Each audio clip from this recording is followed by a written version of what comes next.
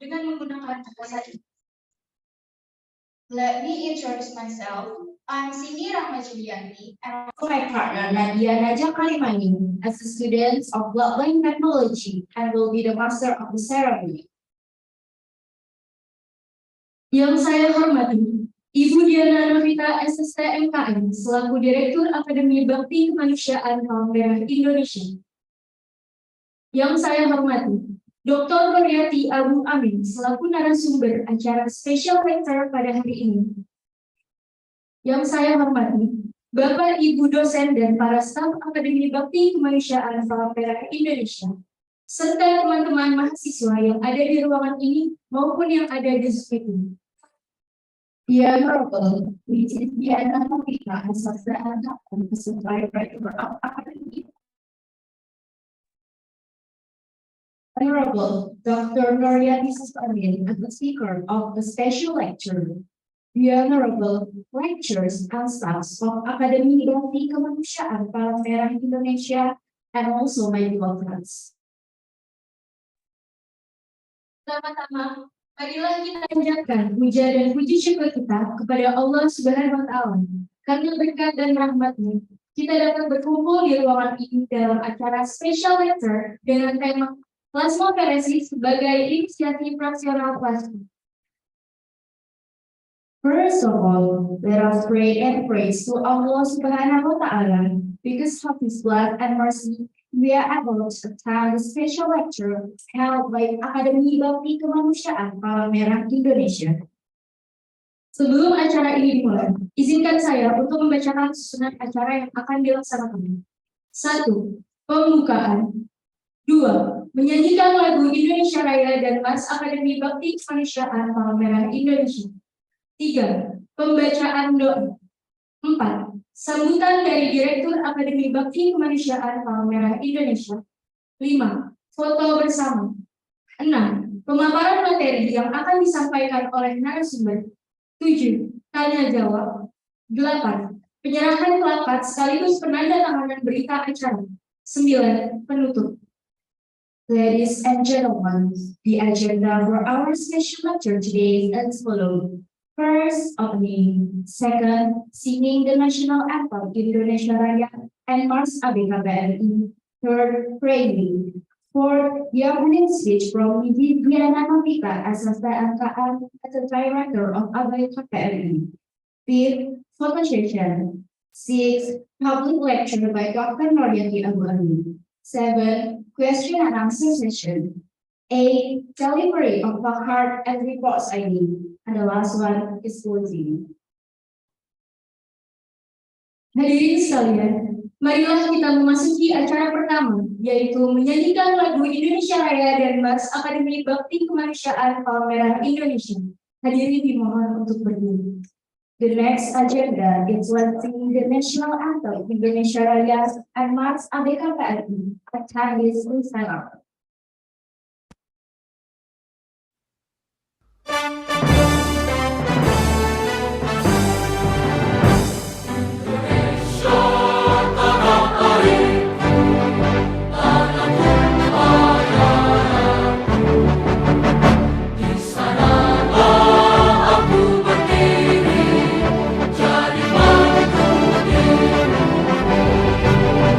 Indonesia, kebangsaan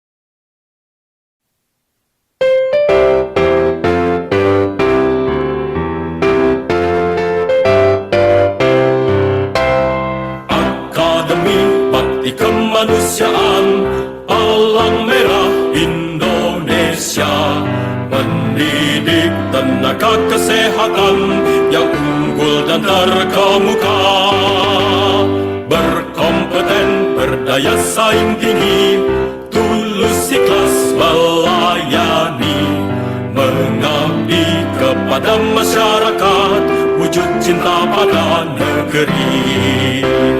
Berjuang bersama, cerdaskan kehidupan bangsa, peduli sesama, tanggung jawab dalam berkarya. Kami bangga menjadi Sivitas Akademika ABK PMI. Kami siap berbakti demi kejayaan Ibu Pertiwi. Kami bangga menjadi Sivitas Akademika ABK PMI. Kami siap berbakti demi kejayaan Ibu Pertiwi. Maju bersama ABK PMI.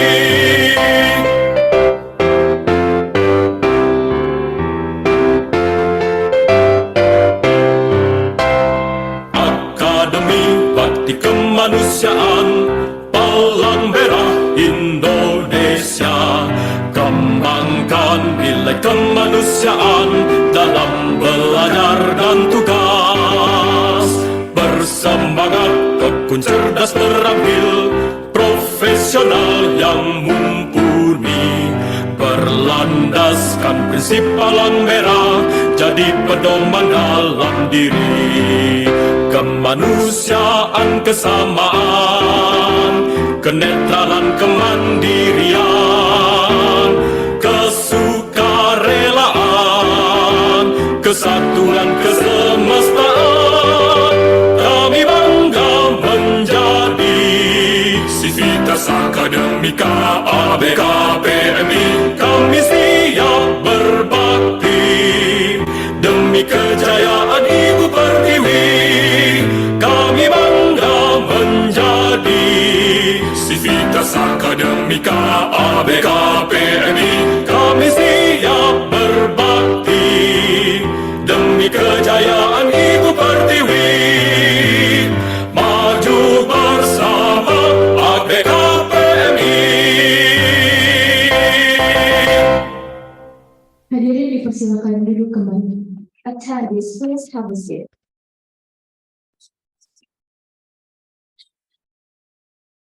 Hadirin yang saya hormati, sebelum melangkah lebih jauh, marilah sejenak kita bersama-sama menundukkan kepala untuk bermunajat kepada Tuhan Yang Maha Esa, agar kegiatan hari ini diberkati. Pembacaan doa akan dipimpin oleh Saudara Herda. Kepada Saudara Herda kami persilakan. Ladies and gentlemen, move on to the next agenda is reading by Herda Noval. To Herda Noval, time is yours.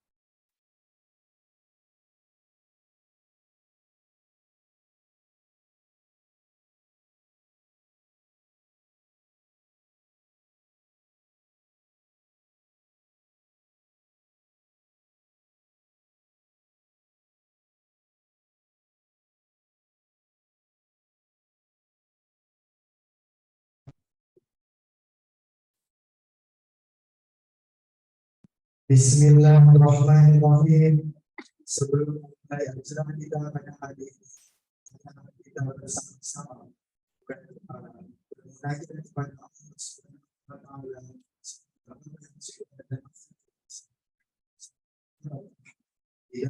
dan keridhaan bagi saudara-saudara yang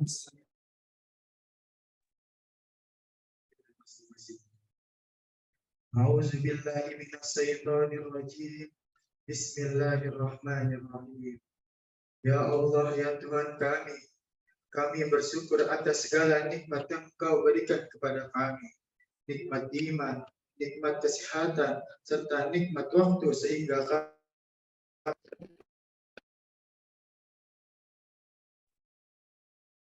semoga apa yang hari ini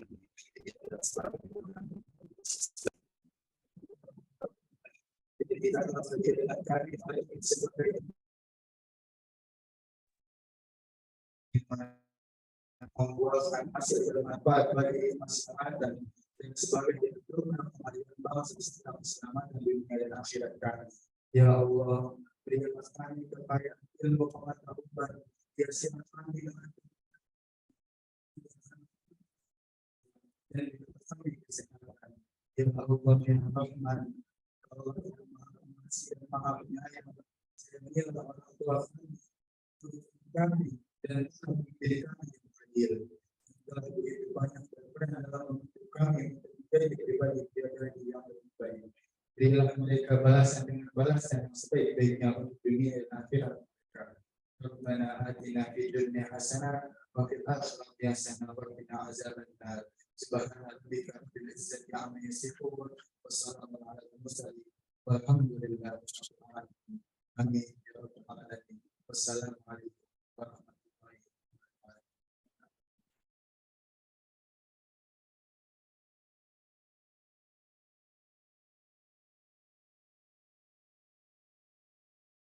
Baik, terima kasih kepada Saudara Herga. Thank you to Herga Novel for praying. May Allah bless us. Acara selanjutnya yaitu sambutan oleh Direktur Akademi Bakti Kemanusiaan Palang Merah Indonesia kepada Ibu Diana kami persilakan. The next one is opening speech by Mrs. Diana Novika SLK MKM. To Mrs. Diana Novika SLK MKM, time is yours. Terima kasih. Assalamualaikum warahmatullahi wabarakatuh. Salam sejahtera, shalom, swastiastu, namo buddhaya, salam kebajikan.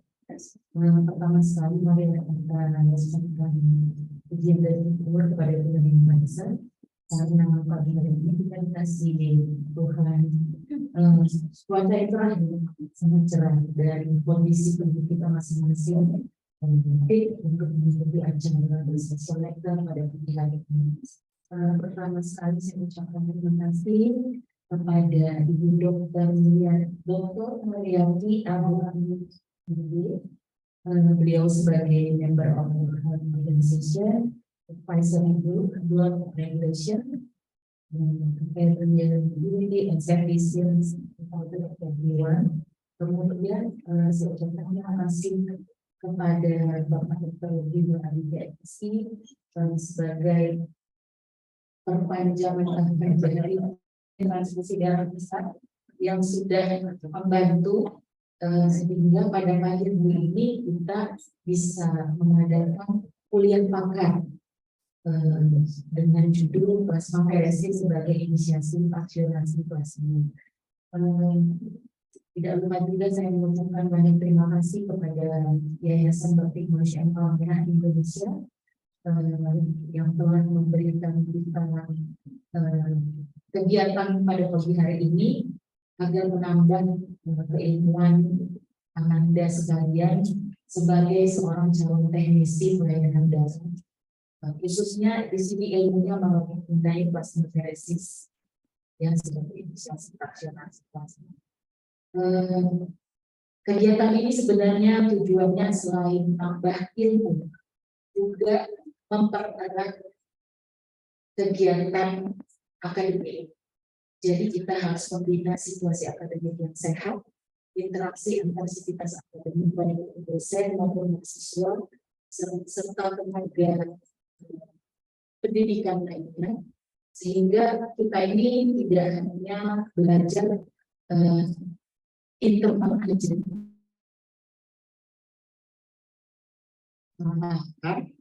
agar kita tahu seperti apa sih sebenarnya di luar sana dalam arti praktiknya seperti apa. Karena yang kita dapat teori di perguruan tinggi bisa jadi nanti ada beda sedikit atau ada ilmu terbaru yang nanti akan kita dengar dari Ibu Dr. Noryati. Saya harap mahasiswa semua yang hadir beserta Bapak Ibu dosen bisa fokus, kemudian tidak ada yang memahami ya. Saya harap nanti Anda sekalian bisa aktif bertanya. Apa sih yang nggak kita tahu? Lagi mumpung ada makannya di sini, silahkan. Tujuannya tadi sudah disampaikan agar kita tambah gitu, ya. Baik. menjalankan acara mudah-mudahan sedikit berjalan lancar dan apa yang kita lakukan pada pagi hari ini dapat menjawab penasaran kita mengenai plasmaferesis. Saya kembalikan kepada moderator.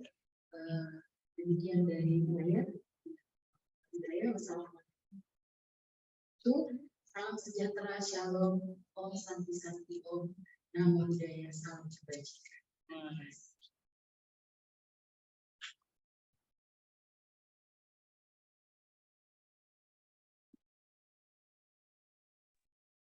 Terima kasih kepada Ibu Diana sudah memberikan sambutan yang hangat pada pagi hari ini. Thank you so much to Mrs. Diana Novita SSNKR for the opening speech.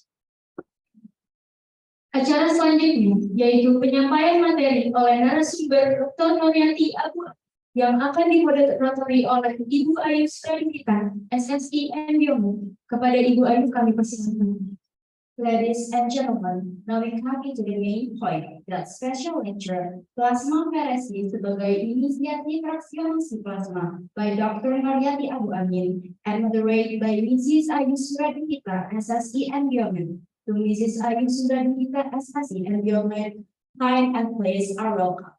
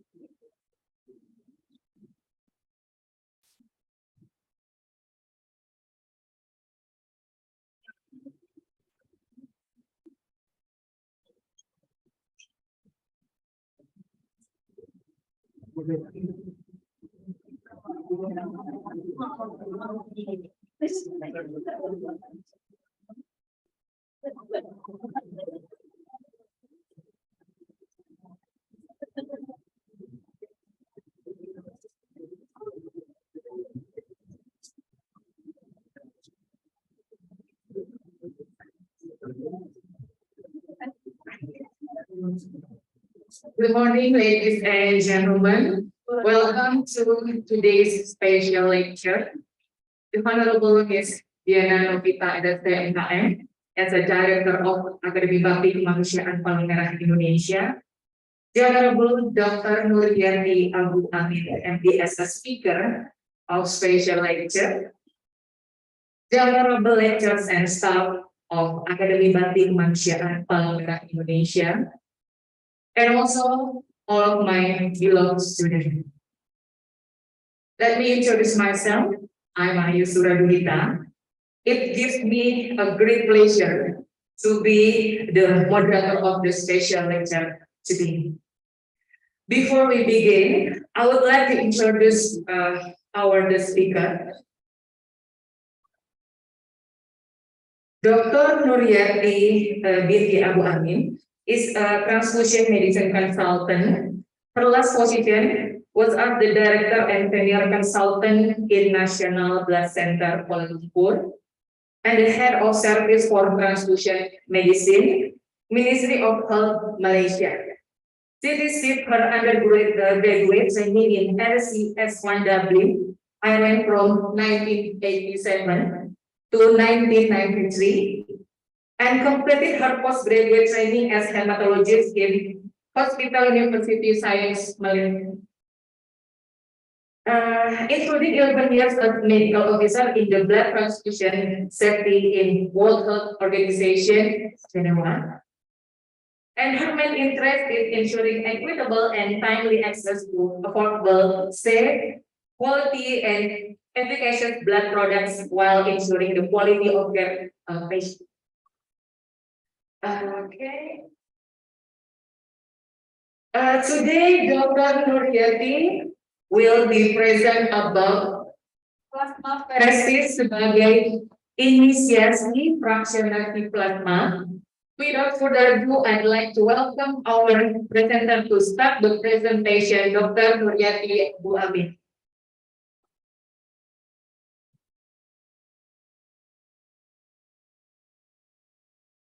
Yes. Okay. So Dr. Noryati Amin, time is yours.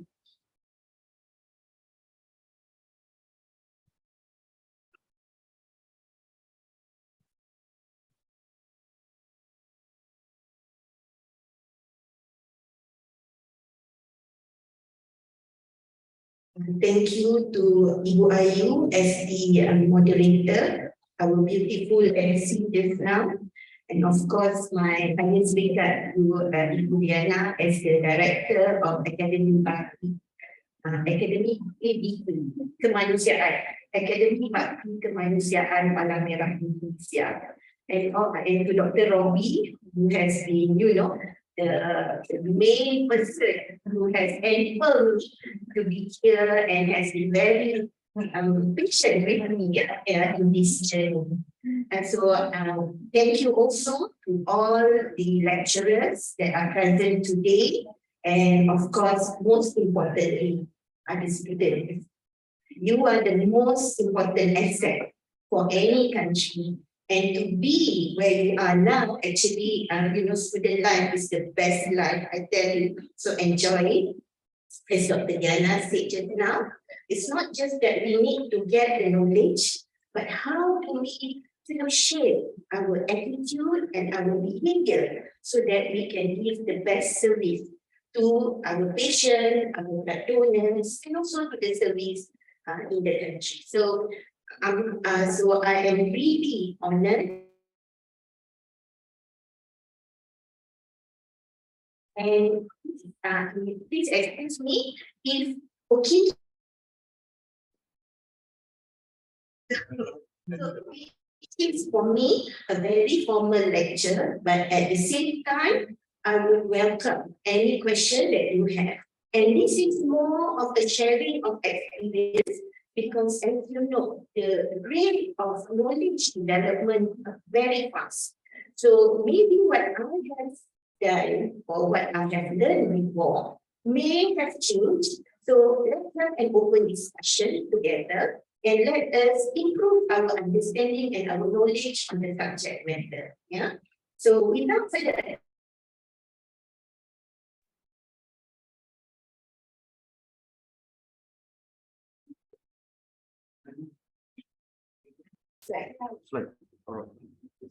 and also not forgetting those on Zoom. Yeah, so welcome. I would like to welcome those on Zoom to be in this session. And also, if you have any question, you can just type in, and I'm sure your colleagues will help to ask the question to me. Not just me. I'm glad that I have Dr. Robi with me. So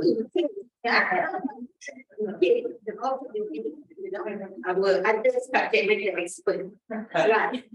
So the topic that was given to me is on plasmapheresis as an initiation for a plasma fractionation. So I would like to share what I understand, because that is echoing. It's too loud. It's a bit too loud. Is it better now? Yeah, less echo. Yeah, so I will not hurt your ears and so on. Okay, right. So I would like to share what I understand about plasmapheresis and plasma fractionation as per the examples or experience that I had when I was in Geneva, and also while I was working as the director of National Blood Center in Kuala Lumpur, Malaysia for the past 8 years. I have just retired, and there's a lot more to do out there. And it has also given me the opportunity to come to Indonesia. So thank you. First slide. So this is just an outline of the presentation.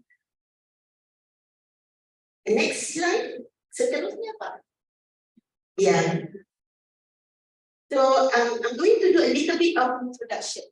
But before I do that, which year are you all in? Which semester? 5. Right. So you just need another 1 semester for you to graduate. Any other semester? Any? Okay. We have some of you all have had attachment and have seen apheresis being conducted. So it's not something unusual. Some of you may not be so well versed into it. So we'll start from the beginning. Yeah? So next slide, so we'll talk about blood collection, apheresis, and so on. So next, right, as you know, maybe it's better if I move around. Otherwise, I just need to be on top of the time. In my name, do you know, I can guess, and I can just pick on stop the problem.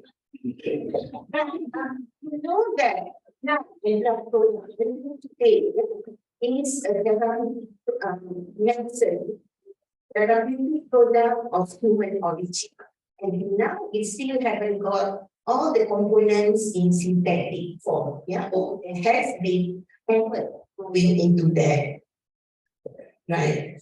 And you know also that it is very precious and limited by nature. We can only get blood from the goodwill, yeah, and cooperation between the general public, blood donors, and the healthcare system. So you need public trust, yeah, and PNE. PNE is a very well-established organization that the public in Indonesia trusts.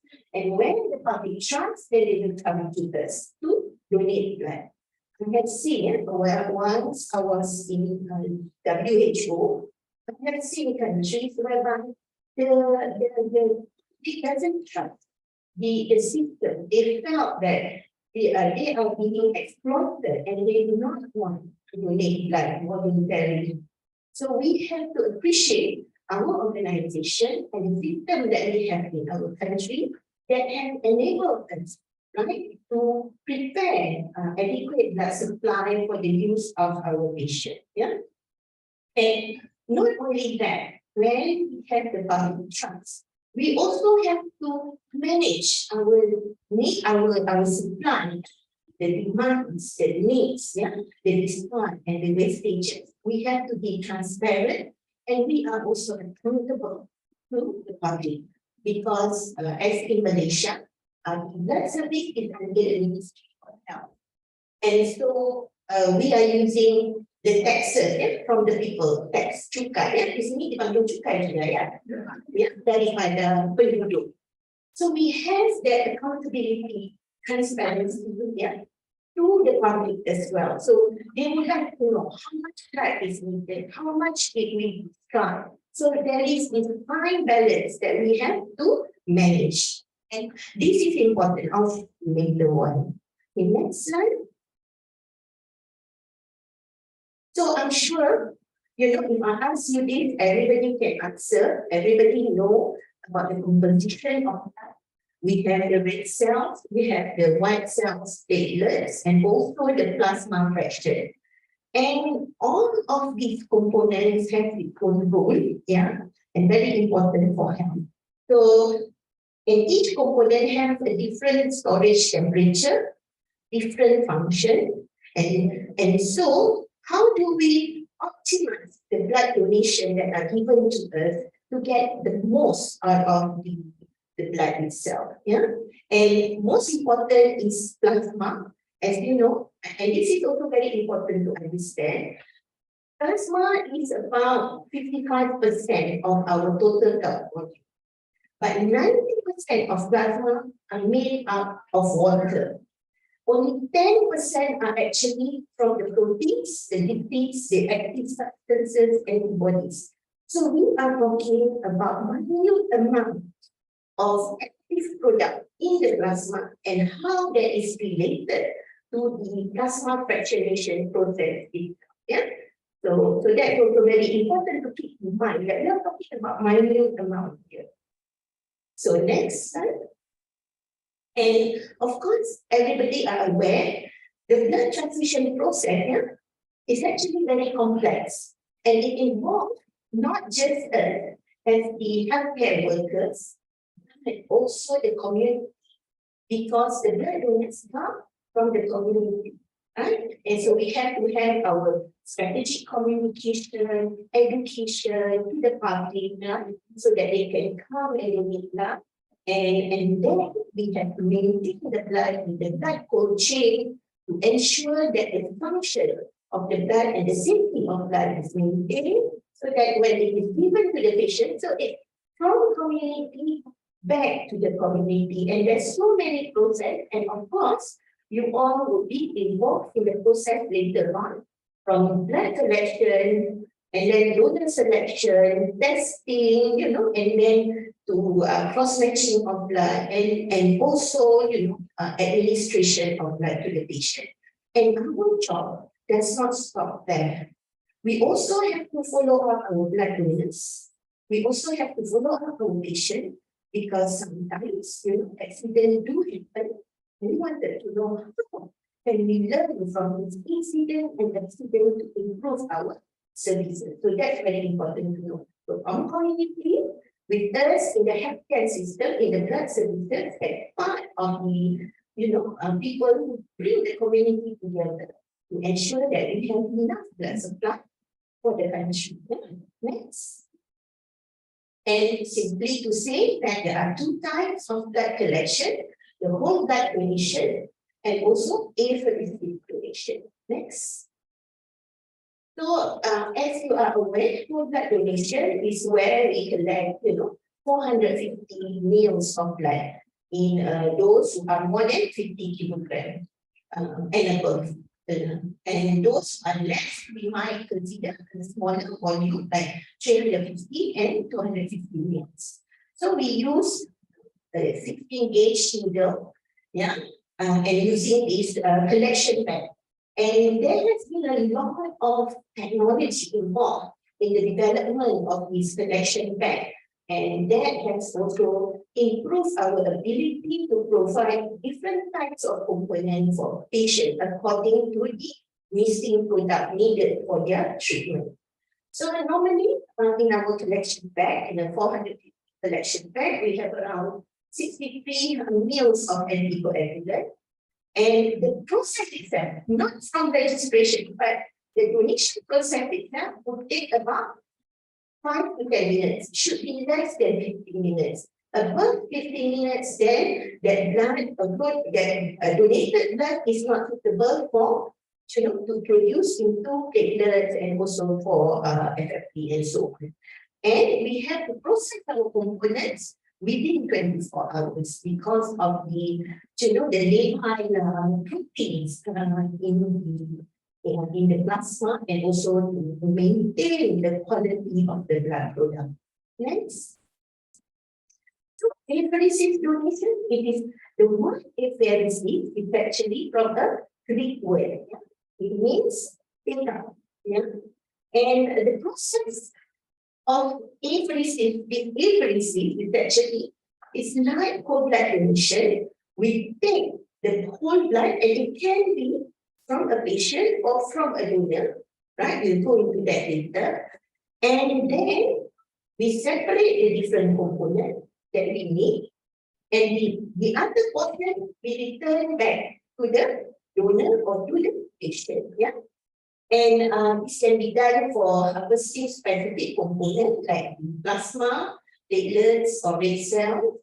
We can also, as part of patient treatment, we can remove specific pathologic substances, or we can also do cytopheresis to harvest specific cellular products like platelet granulocyte, and also we can take out peripheral stem cells for hematopoietic stem cell transplant and so on. So we are using apheresis machine for that. And for specific on the topic of today, plasmaferesis means that we are harvesting plasma only and returning back the other cellular components to the donor, or the patient. Next. So you see that gentleman with the apheresis machine. So as I mentioned, we can have donor apheresis, and we also have therapeutic apheresis, which is for patients. So I'm going just to little bit on therapeutic apheresis, and I think some of you might be involved in this when you work in the hospitals and so on. Yeah. So, apheresis equipment allow efficient collection of specific blood component with good purity, consistent volume, and predictable doses. Meaning that you know what you're going to get. It's compared to whole blood donation. Because every individual is different, so our whole blood may contain different amount of hemoglobin or platelets or plasma, as compared to apheresis, whereby you can set how much platelet you want, how much plasma you want, and how much red cells you want. Yeah, due to the available technology that we have. So, coming back to donor apheresis, we can do apheresis of granulocytes, apheresis of plasma, apheresis of red blood cells, whether leukoreduced or not leukoreduced, or apheresis of platelet, whether leukoreduced or not leukoreduced. But normally today, all the plasma, all the apheresis products are leukoreduced, and that's one of the advantage of apheresis. And not only that, using apheresis technology, we can also have multiple doses of platelets, red blood cells, plasma from one single donor, right? So for one whole blood donation, you get about 1 unit of red cells, about 200 mils of plasma, and once you you produce platelets, then so the volumes are like reduced further down as you go down the chain. Yeah? But for apheresis, donor apheresis, the advantage is that sometimes from the platelet donation, you can get 2 adult doses, or even today you can get 3 adult doses from one apheresis donation. Yeah, so that's the advantage. Right. Okay. So multiple doses. Next. Before we go further, talking about the principle of apheresis donation, we also have to conduct donor qualification or donor selection. And this is very important. Our basic, I'm sure, is the same in Indonesia as in Malaysia. It's actually we go for voluntary, non-remunerated blood donors. Yeah. Penerima darah tanpa dibayar, secara sukarela, right? And this is very, very important to ensure the sustainability and the safety of the blood supply. So why do we have to do donor selection? Because we want to protect donor health and safety by collecting blood from really healthy individuals. I would like to stress the importance of us in the blood transfusion service to really care and manage our blood donors. Because as I said earlier, it's like the public trust that people have on them. In case anything bad happens to the donors and they were taken by surprise, then it can be viral out in the social media and it will have negative impact on our blood collection, and that's the blood supply in the country. So this is really, really very important. Yeah?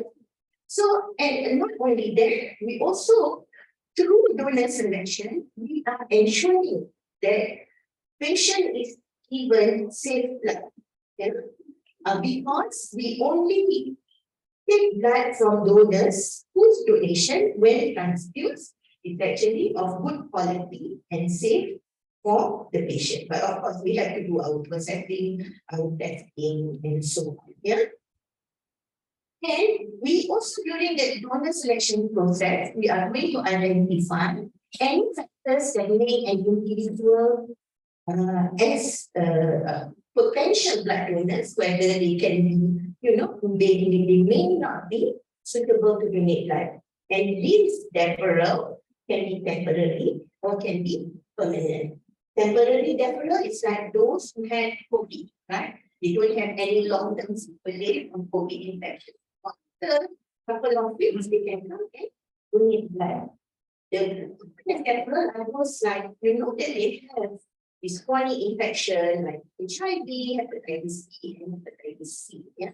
So we can ask them to either stop themselves from donating temporarily or in future or permanently, depending on the condition. But at the same time, we do not want to unnecessarily defer blood donors, because we always have a balance between the demand for and supply. So we need to get our supply in good number, but at the same time ensuring the same. So we can also ensure quality of blood products donated and minimize the wastage of resources resulting from collection of unsuitable donors. Yeah, because what we do is that, of course, we select our donors and then we screen the donation. We don't immediately test the donors, and this is the WHO recommendation and is being practiced worldwide. So if we don't select our donor, but if we don't see what are they doing, we may take blood that is unsuitable for use. And so what we have to do with that, we have to discard, and that is called to our national curriculum. So next. So just like I said just now, principle of donor selection, protect our blood donors, protect our patient.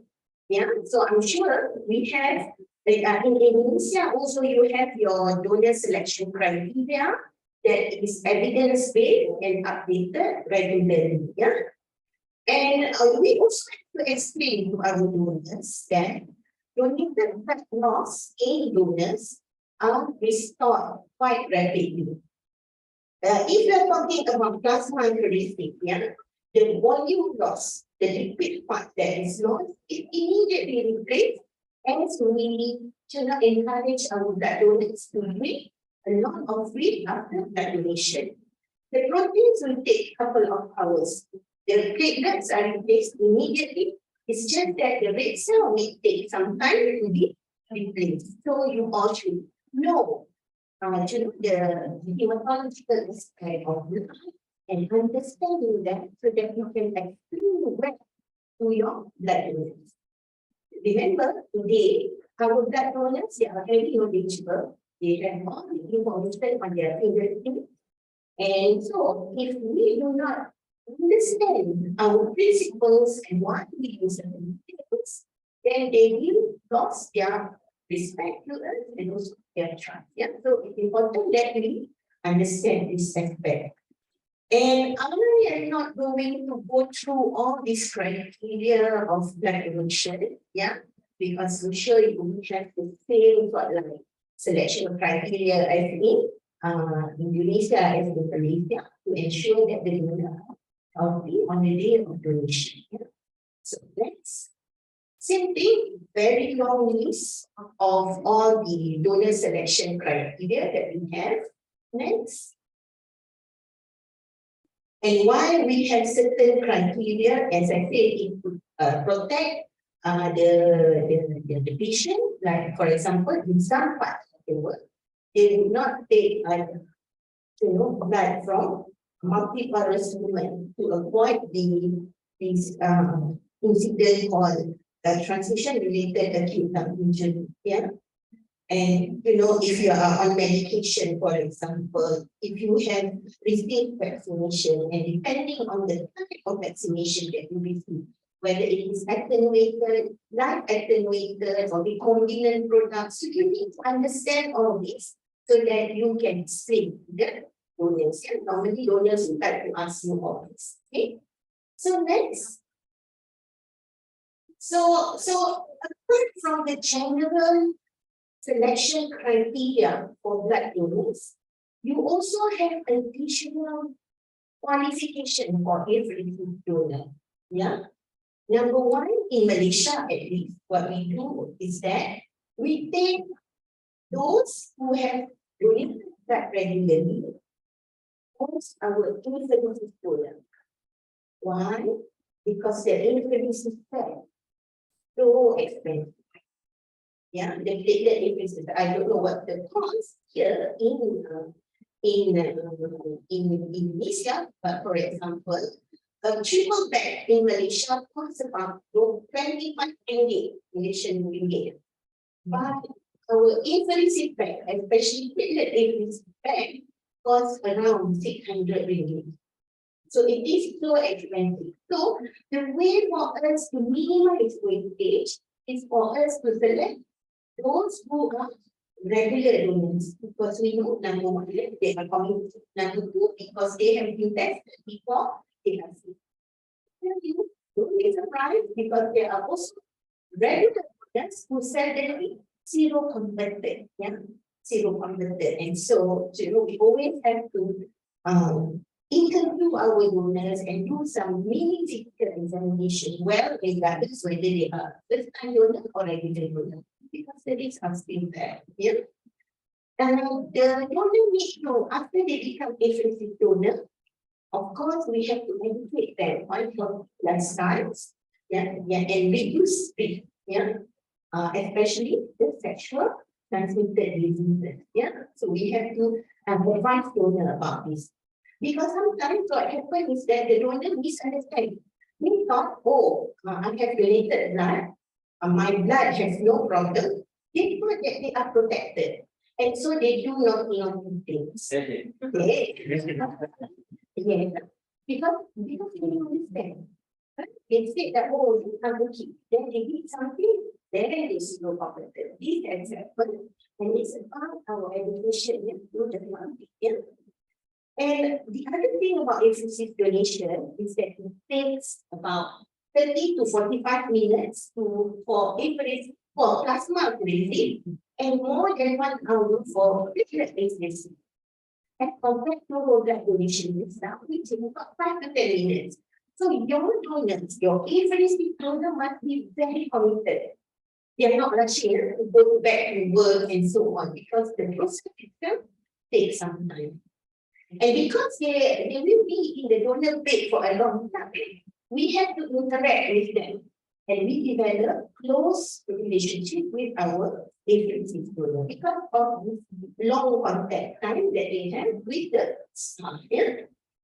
And because red cells are returned back in plasma apheresis, platelet apheresis, and so on, because red cells are returned back, so they can donate regularly.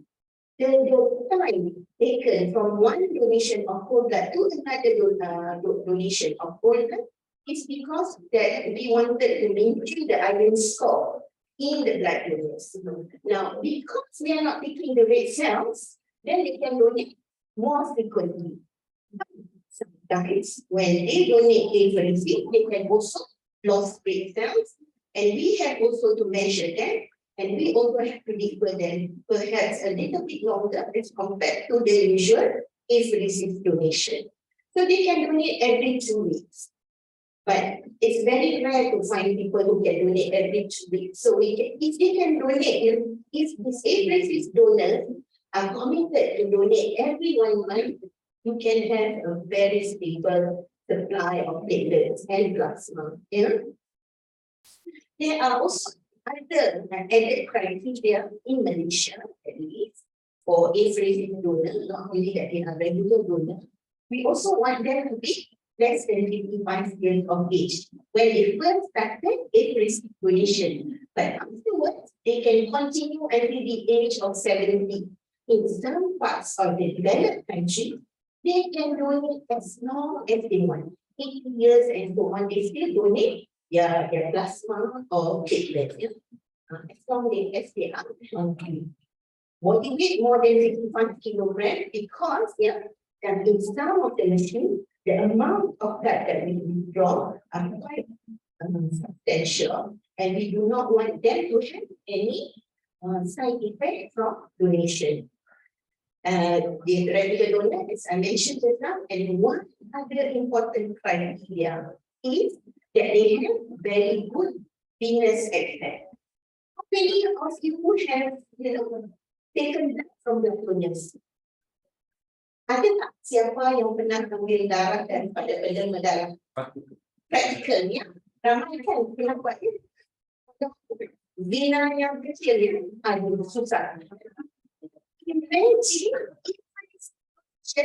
the leader has to be there for 45 minutes. So you have to look at their minutes. Yeah, very nice, like yours. I can see from here. So that's important. So leaders are very, very important for potential at-risk donor. And you have to really recruit, maintain, retain, to do retention of your at-risk donors, because they are really, really committed. And once you have recruited them, you don't want to lose them. It's the same like our food population. Next. So we don't want to go into this, but basically, for an individual to come and make that, there's actually a lot of steps involved. Yeah, it's an investment of their time and our time. But don't forget, at the same time, our donors might have adverse event from donation, right? And this is why that donation should be survived by medical personnel. You cannot just do a small ask by somebody who has not been, trained, not under supervision and so on, because it is a medical intervention. So any medical intervention has its own side effect. Yeah, and again, side effect will determine whether the donor will return back to come to donate blood, number one, or whether they will, spread bad words about our blood service. So that's very important. You are familiar with a vasovagal reaction, yeah, especially young donors, first-time donors, female donors, yeah. First time excited, mau darah, terlalu excited. Selepas itu, cepat bangun, pengs. Vasovagal 90%.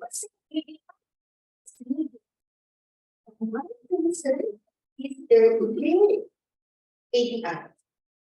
They have gone and back to work and suddenly they drop and nightmare. Or they can have what we call as soft tissues injuries, especially our at-risk donor. Long time for the needle to be in the vein. And sometimes this soft tissue injury can range from the bruises that will take about 1 to 2 weeks to disappear, but it can also lead to aneurysm, and other big complication or other, nerve injuries. So don't take blood donation lightly. Don't take. Really appreciate your blood donors. Provide quality care to your blood donors. Yeah.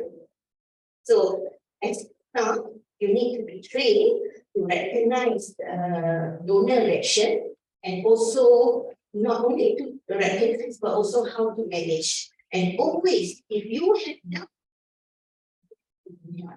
get somebody senior to help you. Okay, because if you manage it well, then the outcome for the donor is better, and for them to return back is also much easier. Okay, next. Okay, pukul 11. Masih ada masa. Hari ni mau dikongsikan. For infertility, depending on whether you are taking the center products or not. But basically in Malaysia, for example, we have the Photo C in Pusat Negara. In the National Blood Center, we have the Plasmaferesis, but not in the other, blood collection center in Malaysia, because of the cost, as I mentioned. But we do have a lot of center in Malaysia with platelets. We also not do red cell collection using everything. We tried to do that before, but we had a lot of side effects from our blood donors. So we said, never mind, let's take a step back. We focus on the platelets, also on the plasma.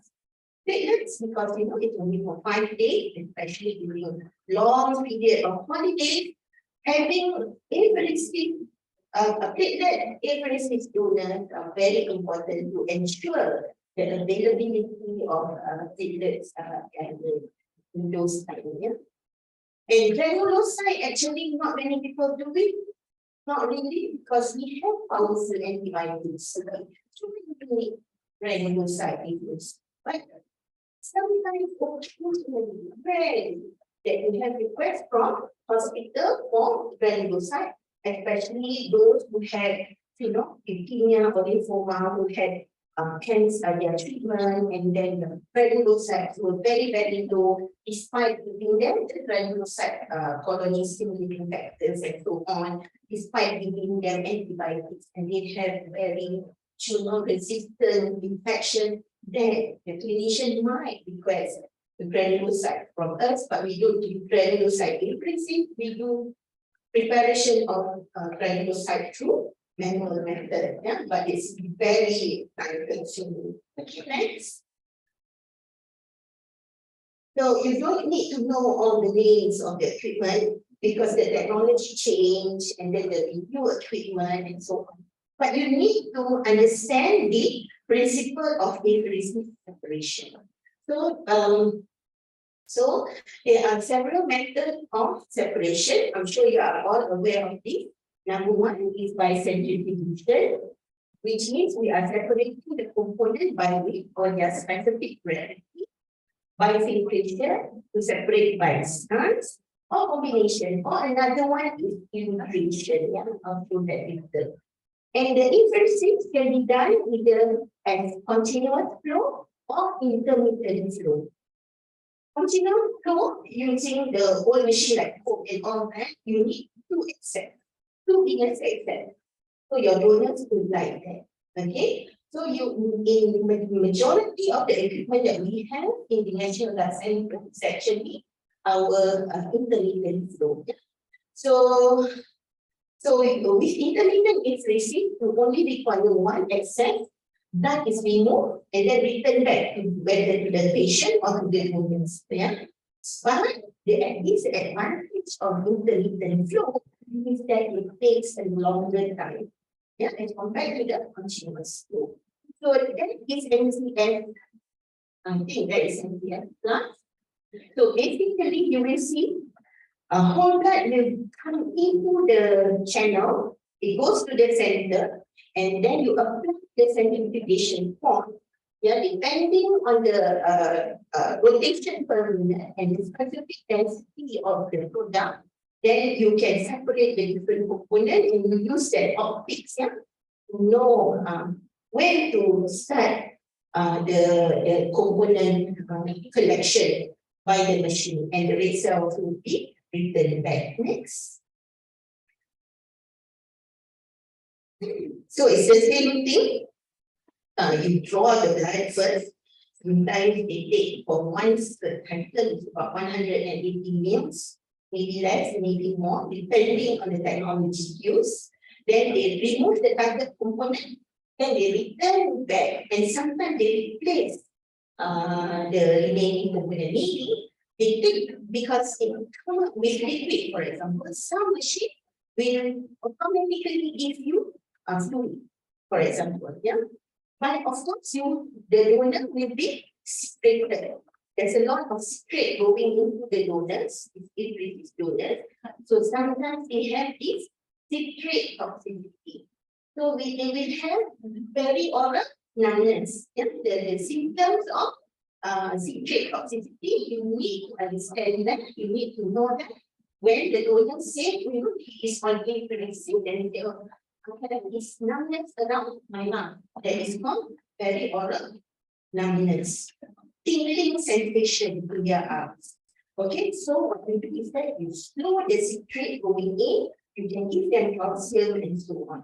And you do not want to just continue the same rate, because then it can proceed to even more serious complication. And what makes this happening? Because the citrate like bind the calcium and thus giving all this reaction to our blood donors. Yeah. So as I said, the kind of separation is either by centrifugation, filtration, or combination. And I'll explain what's the difference. Yeah? So this is the apheresis technology that we need to understand a little bit. Okay, next.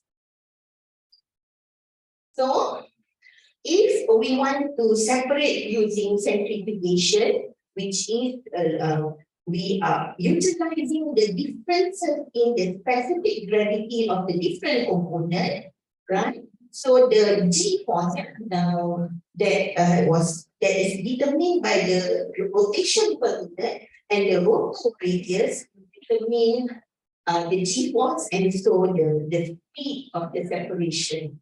So the dwelling time is important. If the blood has high viscosity, if the donor has high viscous blood hematocrit is very high, then yes, it will make the process even slower. So sometimes what we do is that we give a liquid, we give a fluid to our blood donors to drink while they are on the bed, on the donor couch. Yeah? So to help to reduce the high viscosity effect. This is also some effect. Those with thalassemia 3, for example, sometimes they have small red cells and that will interfere with the separation of the different components as well. So whether it is continuous flow or intermittent flow, I mentioned earlier. Next. So this is by centrifugation, in which we separate because of the different density. And this is the lactam bowl. I'm sure you all know about it. That there's the basically we have the sensor, we have the inlet port, the outlet port, and how do we treat the components separated. Yeah, next. Then we also have filtration. So filtration is that we are using membrane. Yeah, and this membrane has pores that allow plasma to pass, but not the cellular component, because plasma is fluid and only contain proteins and other substances. So it's easier to it has a smaller size, so it can pass through the pore, but not the other cellular products. So that's another way, and it comes with a hollow membrane like that. Next. There is filtration technology. Oh my God, what happened? It moved. But basically, we also have illustration. Illustration, it combines two technologies. One is the centrifugation and the other is the speed of the blood flow. So basically, the lighter component will travel faster, and that is how you can separate the different components. Next. And so you can have the different products, as I mentioned earlier, platelets, and these platelets have low leukocyte count, and very, very high platelet count. You can also have plasma, apheresis. We can get two sorts of apheresis plasma. Number one is we do direct plasma apheresis, or number one. Number two is we do platelet apheresis, and one of the byproduct that we have is actually the plasma. So you have two sorts. So the volume can vary between 200 to 600 in Malaysia per hour. And this is actually based on the donor blood volume that we estimate that they have. And 600 ml is actually quite good. And so you will see if you do whole blood donation, you get about 200 ml of plasma from one blood donation. But if you do apheresis plasma, you get about 600 ml, which is about 3 donations. And that's why you can get a lot of plasma volume if you do a lot of apheresis. Okay, next. About therapeutic plasma exchange, this is for patients. It can either be centrifugation or membranes. Yeah, and the membrane also can be like it can be charged and so on, so that you can remove certain product. Next. And these are some of the conditions whereby we use therapeutic apheresis. Yeah. For example, therapeutic leukapheresis, where the patient has a very high white cell count, like CLL with a very high white count and so on. Therapeutic apheresis, platelet apheresis are those with myeloproliferative disorders or symptomatic thrombocytosis, or therapeutic extracorporeal photopheresis. Basically, not only that we are doing the apheresis, but at the same time we are exposing the blood to the ultraviolet radiation, so that we can make the cell to be inactive. And these possible indications include graft versus host disease after allogeneic hematopoietic stem cells and other conditions. Or we can also have column immunoabsorption. Yeah, continue next. So it might not be practical for you now in terms of therapeutic apheresis, but it is being done in the hospitals. Yeah? Okay. Now we go into plasma fractionation. I plan to talk till around for another 20 minutes, and then we have 20 minutes discussion. Yeah. So for the questions you have there. Okay. So and for those who need to have bio pay and so on, please feel free. I do not want to have any experience in the lecture. Okay. So now we are going to talk about plasma and plasma-derived medicinal product, in which why we have plasma fractionation. We know that plasma itself is critical in the maintenance of our intravascular volume and the circulation and homeostasis of proteins, electrolytes, and hormones. Yeah? And this fractionation technology, at least the Cohen's fractionation, started back in 1940s. Yeah, because at that time, who knows what happened in 1940s? The Europa Center. 1940s. I know you were not born yet, but I was not born yet. Baru 56 ya, umurnya. Kalau 1940 sudah 80 tahun. Yeah, 1940s is actually First World War. Right? No, Second World War. Okay. Actually, transition medicine grew from the war situation. World War I, kita ada the modern concept of the energy. World War II, the development of Cohen's fractionation, and so that they can pick out albumin because they wanted a medicine to help restore the volume to those injured soldiers and orang awam dia masa perang. So it started in 1940s, so it was on the wow, but what happened after that in 1980s was that there is this worst treatment disaster through plasma-derived medicine. Yeah, at that time in many developed countries, and Canada, in Australia, US, in UK, a lot of the patients had infection because the source of the plasma was not safe. Yeah? They take the plasma from prisoners and so on, and so the plasma was not safe, and the technology at that time was not good enough. Yeah? Technology for inactivation of all these pathogens, so it spread. Hepatitis B, hepatitis C, especially among the severe community. And what happened is that there's a lot of changes in the blood service in this country.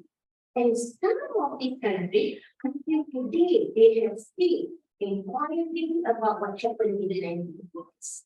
So remember, in here, they have long history.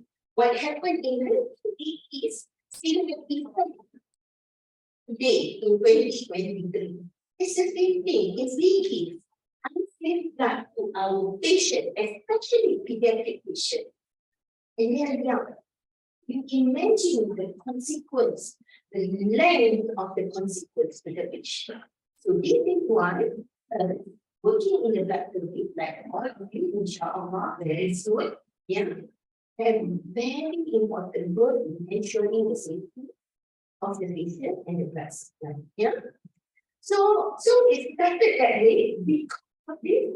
Then it is a very tightly regulated industry. Very, very tightly regulated. And of course, Dr. Robi knows well about this. We have our good manufacturing standards we adhere to if we want to set our plasma or fractionation.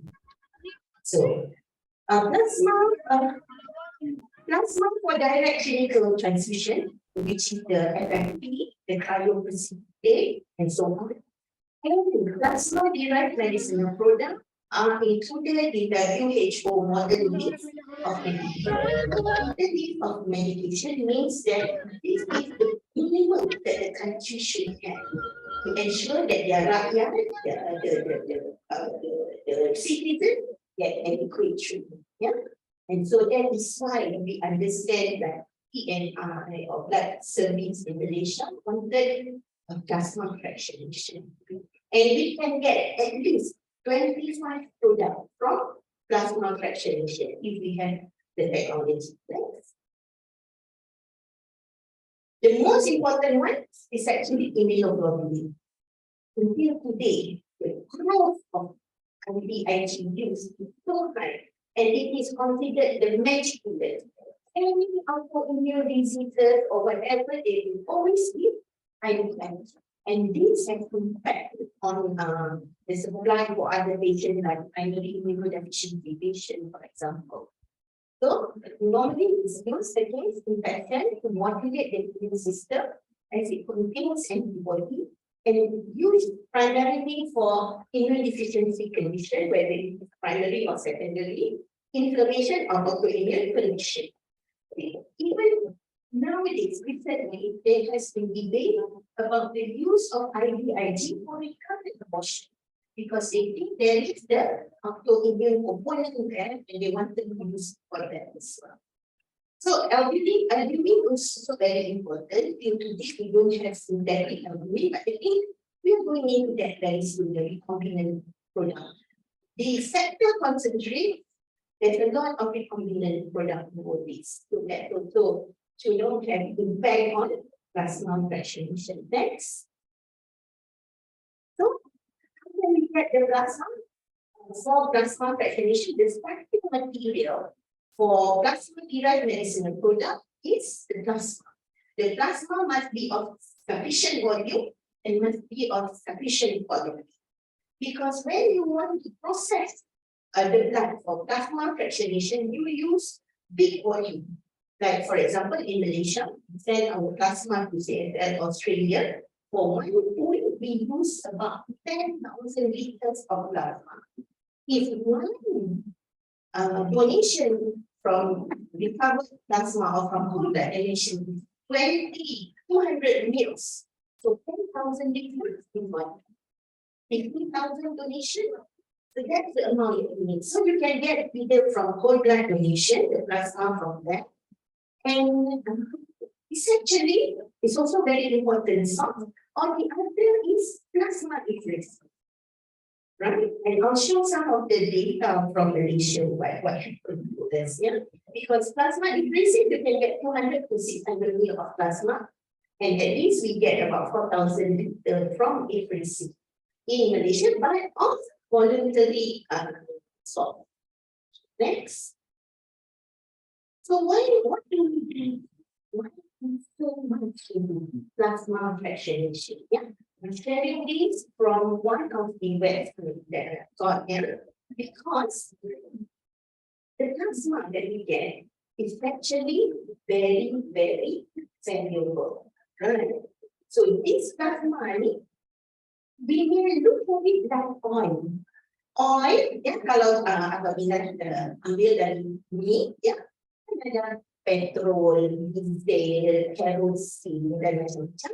Dan even petrol pun ada different fraction. Yeah. So it's similar concept with our plasma. And we will look at the price. This slide is actually from 2005. Yeah. the 1 barrel of oil, that's $100. But 1 liter of plasma, a good quality plasma, worth $120 US. One barrel. Nowadays, we have quality, yang semasa awal perang Rusia sama Ukraine mungkin naik. Tapi sekarang sudah stabilize dan mungkin akan turun lagi. Sekarang mungkin dalam 80, mungkin akan turun kembali kepada 60. Tapi diharap tidak turun seperti semasa COVID. Semasa COVID dia turun sampai US dollar per barrel. But plasma from before till now, the price just goes up. It doesn't come down. So it is very valuable. We have option. What we are going to do with the plasma that we have. I'll show you why we have access plasma.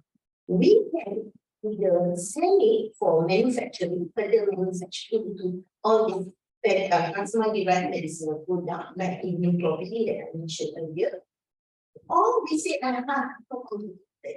we don't want to go into plasma fractionation. We can apply it to manufacturer and we get it. We may get about $50 to $100 per liter. Or in some parts of the world, they just give. And this is why the blood service in Indonesia are really working hard to ensure that all this available plasma is of certain quality and quantity that we can make medicine out of it for our patient use. And I'll show you that it is also cost saving to our country, to our government, and also to our patient.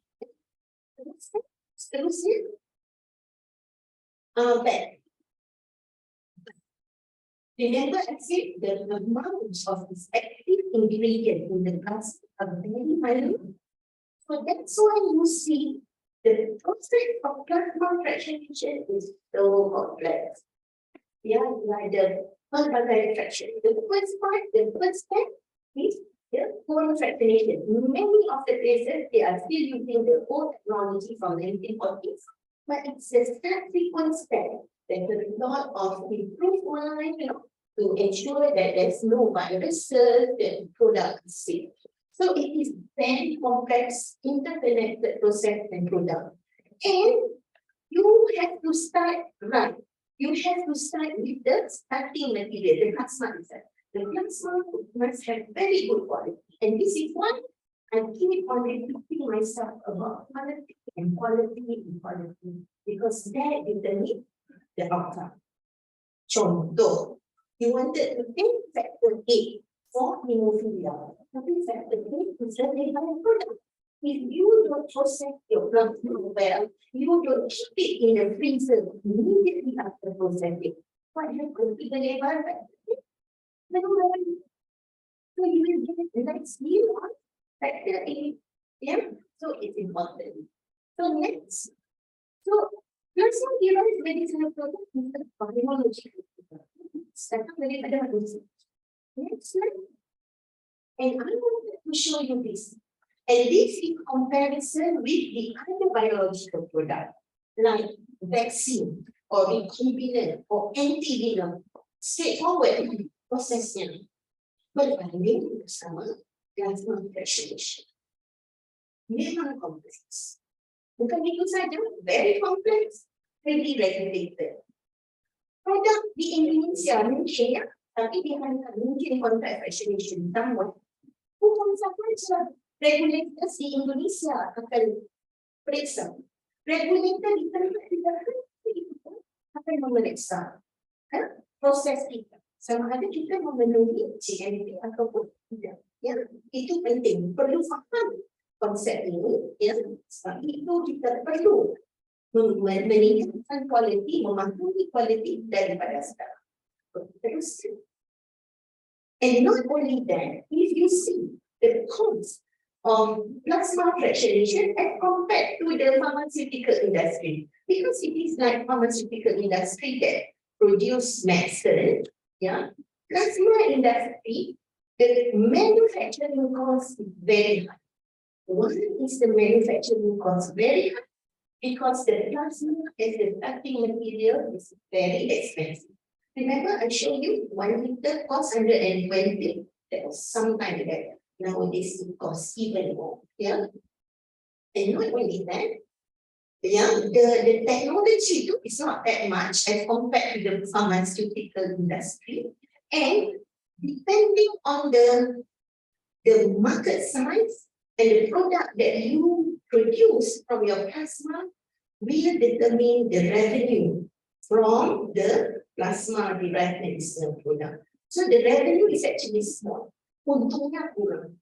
Ya, sebenarnya it's very hard to manage. Yeah?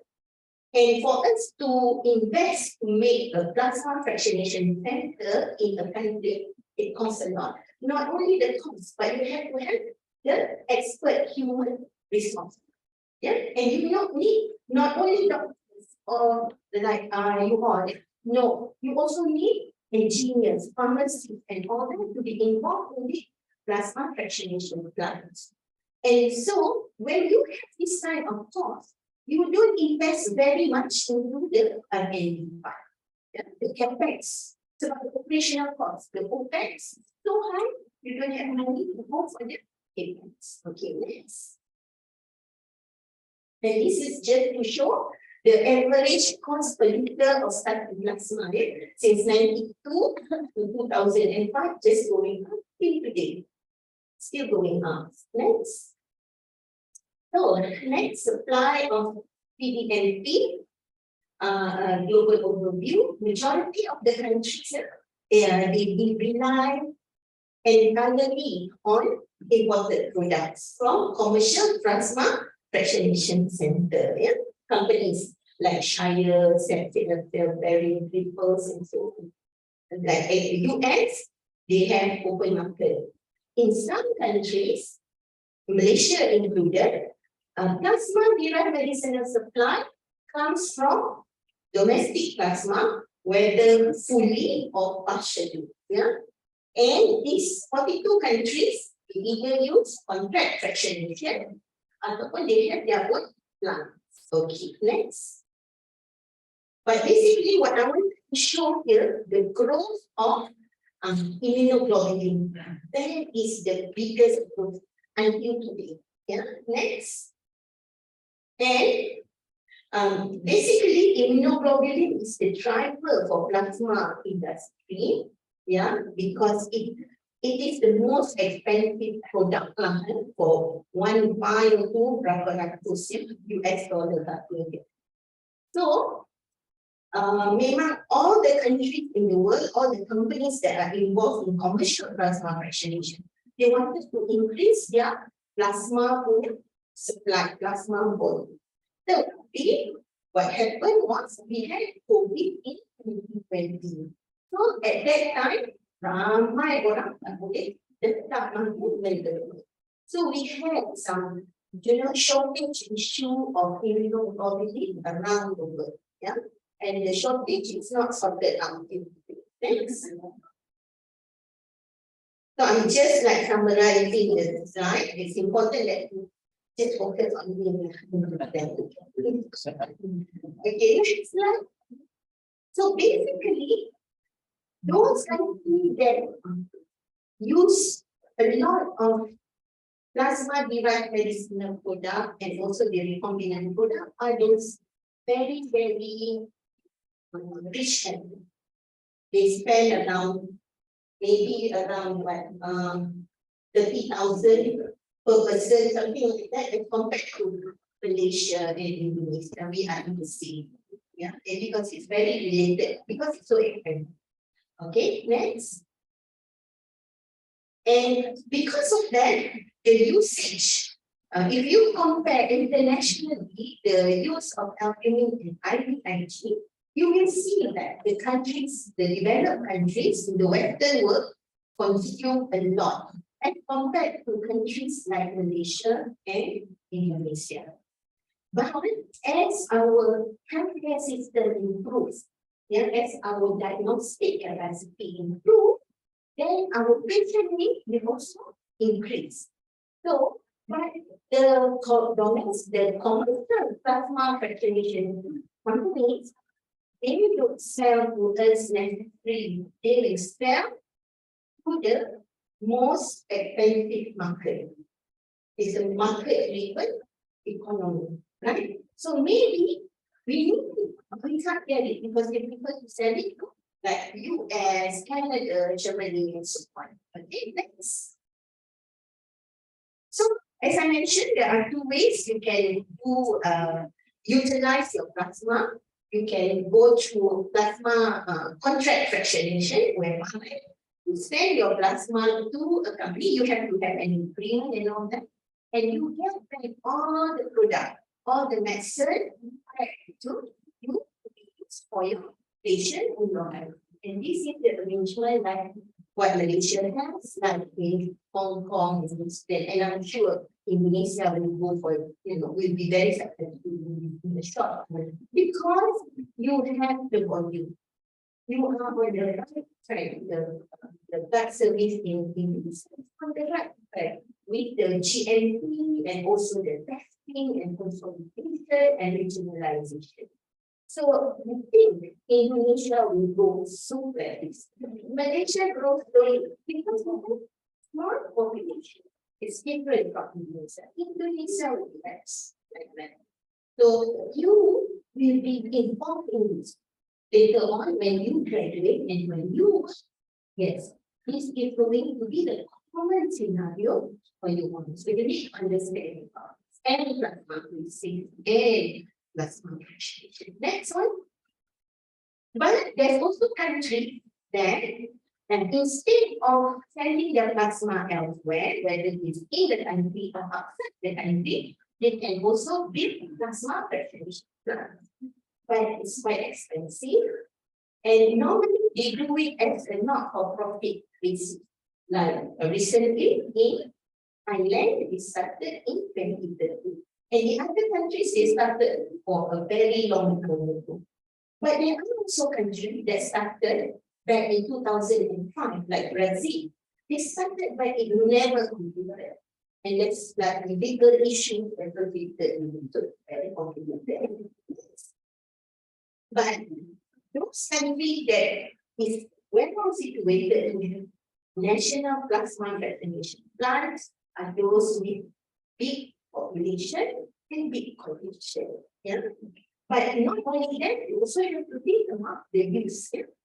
So basically, in Malaysia, we are under the Malaysian Ministry of National Blood Center, Pusat Darah Negara is the headquarters, and we have a network of blood service. We also try to consolidate like what is being done in Indonesia. You can skip this. But basically, these are some of our priorities for action. Sorry that it's being like, you can't see what's the center.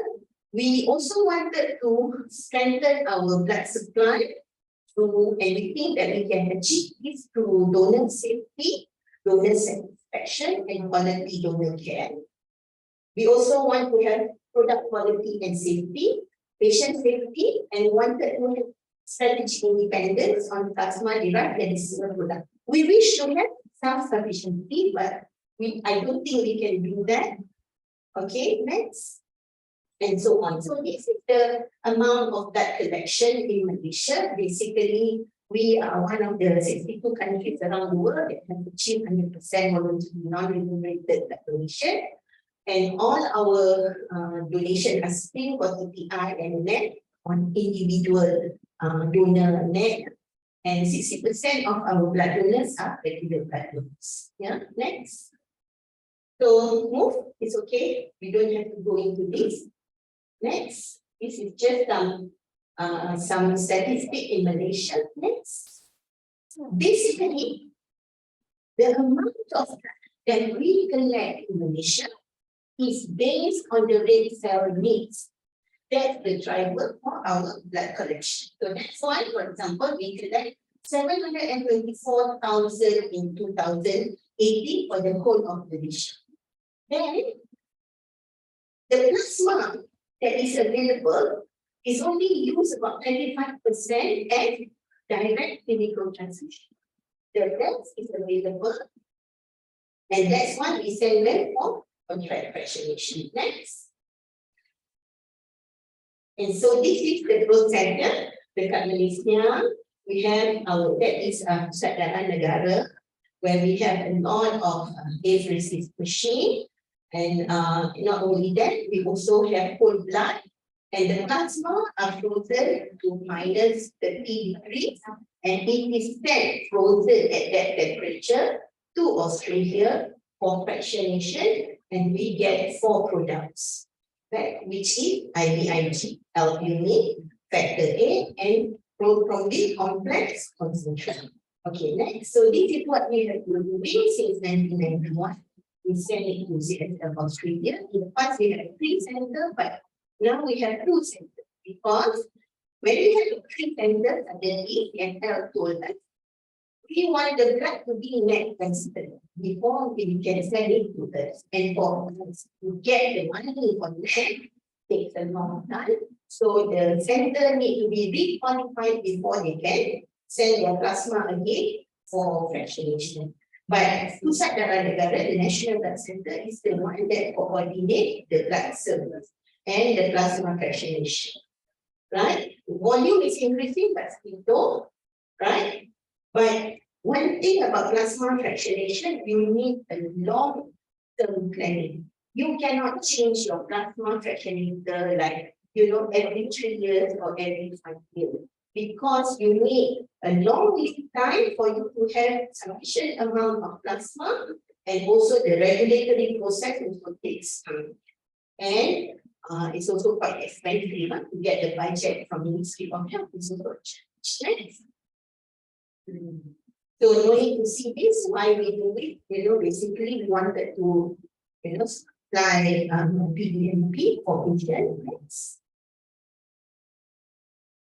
And why we do it? Because we have access, we want to optimize the blood donation.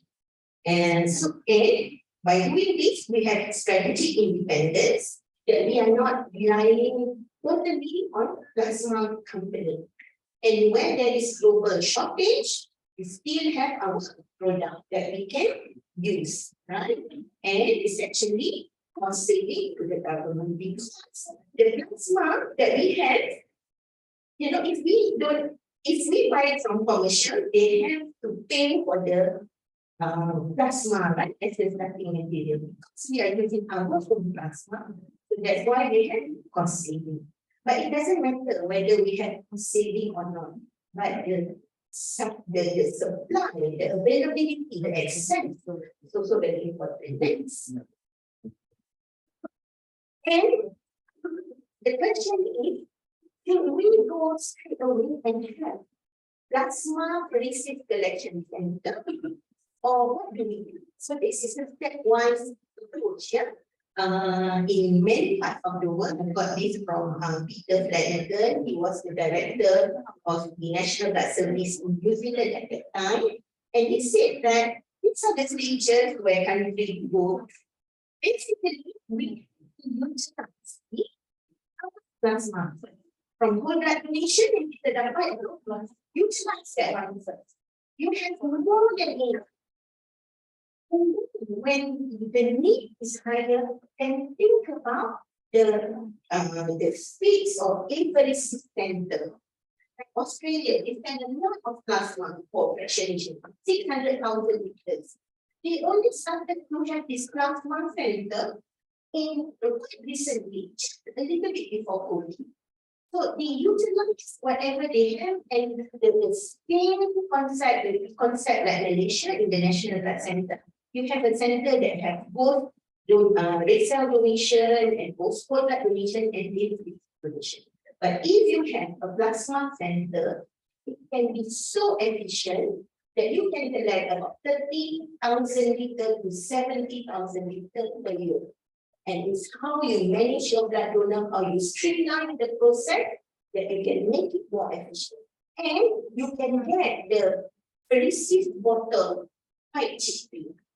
So it's a matter of volume. Then you can economy of scale basically. Next. So just again, in Malaysia, Plasmaferesis is only in the National Blood Center headquarters, and we contribute to around 60, the Plasmaferesis contribute to 15% of total plasma volume that we send for fractionation. But in case that you don't have enough plasma, because as I said, every pool you need about 10,000 liters. In case you are short, you can immediately ramp up the production from our apheresis donor. But at the same time, as I said, the cost is higher when you do apheresis as compared to double plus. I think let us stop here because I wanted to give opportunity for people to ask questions, and because I think everybody are so like so yeah. So with that, I would like to thank you for your attention, and if you have any questions, please feel free to ask. Thank you. Do you give applause for Dr. Palang?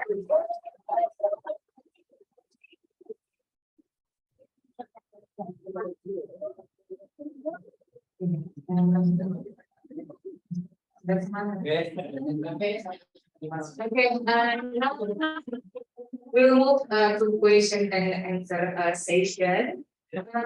There will be 2 sessions, and each session is for 2 questions. Please raise your hand, stand up, and mention your name. Okay, don't worry. Saya akan di Indonesia dulu. Saya akan di sana dulu.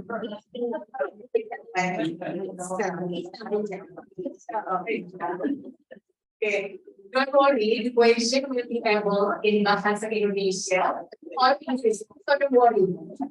Okay. Okay.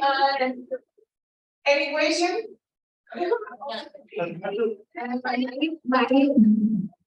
Dr. Sakir. Silakan Ibu para membuka permission to ask Dr. Nuna. Ya, so pertanyaan saya, teman-teman mohon maaf Dr. Nuna. Don't worry. Ditanyain. Ya, Bisa or English. iya. Jadi investigation product, production work, human albumin, ID factor, non-factor, temporarily come from plasmaferesis. Is plasma from normal donor alone. And because not all blood transfusion unit in Indonesia have not used aferesis. Jadi ya ini untuk sementara ini hanya menggunakan kebanyakan seperti yang aku sudah disampaikan, itu kan harus berasal dari plasmaferesis. Kalau tidak, jadi yang saya tunjukkan the step in different countries. Many countries started with recovered plasma, but you can use the plasma apheresis as a backup. Sekiranya tiba-tiba plasma yang tidak cukup, ya. Tetapi Indonesia itu collection nanti insyaAllah tidak ada plasma. InsyaAllah seperti saya Indonesia, Indonesia ini melakukan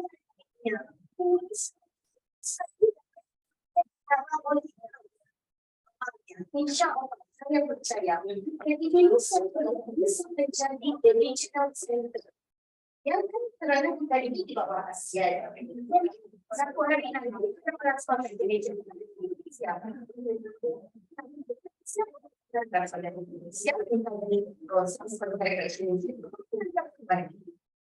jadi sebenarnya kita seharusnya menggunakan recovered plasma dari whole blood donation first. Dan sebenarnya recovered plasma, the yield of immunoglobulin is very good as compared to apheresis plasma. This is because the apheresis donor, they donate so many times, the immunoglobulin becomes very low. but not very low, becomes low. But the recovered plasma, the real of immunoglobulin, which is the most expensive medication, is very, very low. Ya, so jangan khawatir tu, insyaAllah dengan recovered plasma yang ada, please membuat vaccination untuk pesakit-pesakit di Indonesia, insyaAllah. Terima kasih. Thank you, Ms. Aryani. Is there any question? Okay, Rio. This hours. Semester 5. Before I want to say sorry, excuse myself because my English is bad. My name is Rio. I'm from semester 5. Dr. Noryati. My lecturer said that you can donate your plasma every 1 week, but more recommend or prefer once every 2 weeks because plasma is bad in production. But my lecturer said that if you do that, your lifespan would be shortened. Due to the lack of nutrients present in the plasma, like calcium, etc. She said that Indonesia will start doing plasmaferesis regularly too, and maybe gonna try it in every 2 weeks. My question is it safe to donate your plasma every 2 weeks? Is there gonna be any side effect if you donate every 2 weeks? Thank you. Okay, very, very good question. Yeah. Terima kasih. Yes. Thank you.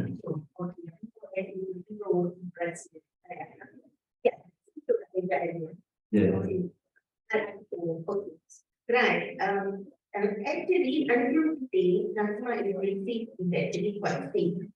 However, there has been accident, including death, because of avarice. What happened was that at that time, the connection was not very clear. That they gave too much anticoagulant to the patient, not to the donor. But otherwise, the process is very big. In a year, actually, globally, there are about 26 million plasma apheresis volume being generated worldwide. 26 million liters. And the regulators in many of these countries say that if you have severe accident like that, you have to report. And they publish that. And it's actually very, very rare to happen. What we suggest is that we don't only look at the frequency of the donation. You can say that you can donate up to maybe 15 liters per year. You can donate every month or every 2 weeks, or even in special circumstances, you can donate every 1 week. But that is very, very rare situation. But you cannot be more than 15 liters per year. Then what we do in Pusat Darah Negara, at least in Malaysia, is that every 6 months, we are going to do a more intensive medical examination of our blood donors. We will check their liver function test, and this is where you will see their albumin content, their immunoglobulin, the globulin. This is part of globulin, right? So you will check that, you will see, we can also do ECG and all that just to maintain that they are in safe situation. So as I say, donor safety, donor well-being comes first. Yes, we want blood. Yes, there are times we don't have enough blood, but we must protect our blood donor. Regardless. Regardless. You can find blood, you can borrow blood, you can do anything, but you have to protect your blood donors. If us, and the one who are in the service will not take care of our blood donors, who are going to take care of it? Yang inilah penerima-penerima darah kita. Hormati mereka. With them the best. Ya? InsyaAllah.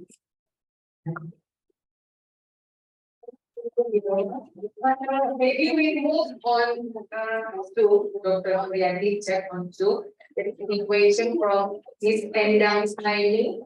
Ms. Endang, are you still in here? Okay. Dr. Noryati.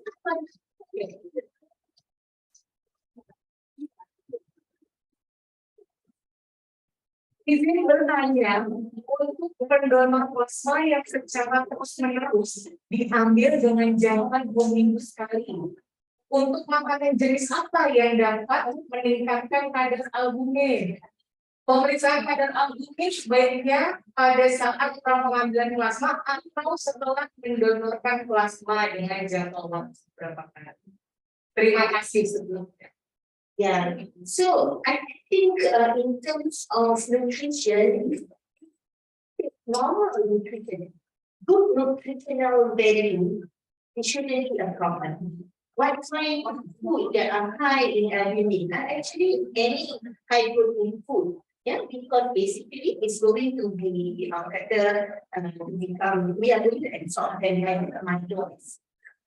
Example of good proteins are like eggs, right? Or because they have complete, they are considered as complete protein because they have all the 20 amino acids, right? And also the other animal group.